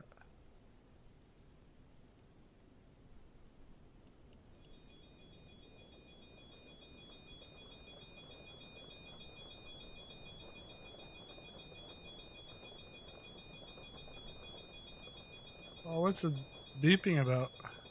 Probably because they don't have the door open.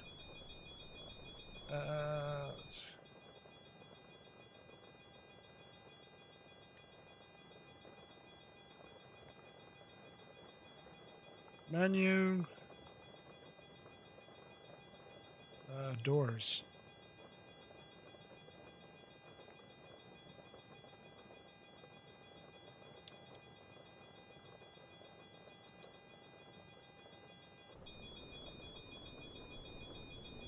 Well, what does it not like?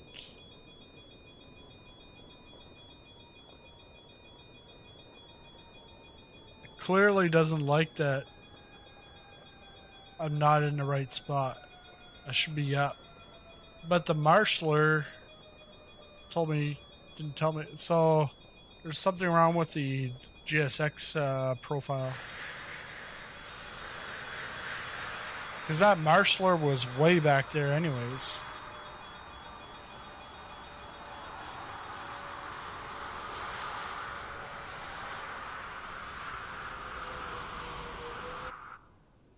Oh, he's gone.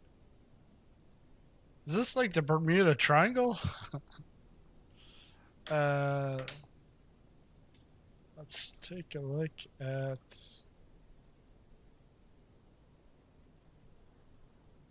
If we go... There.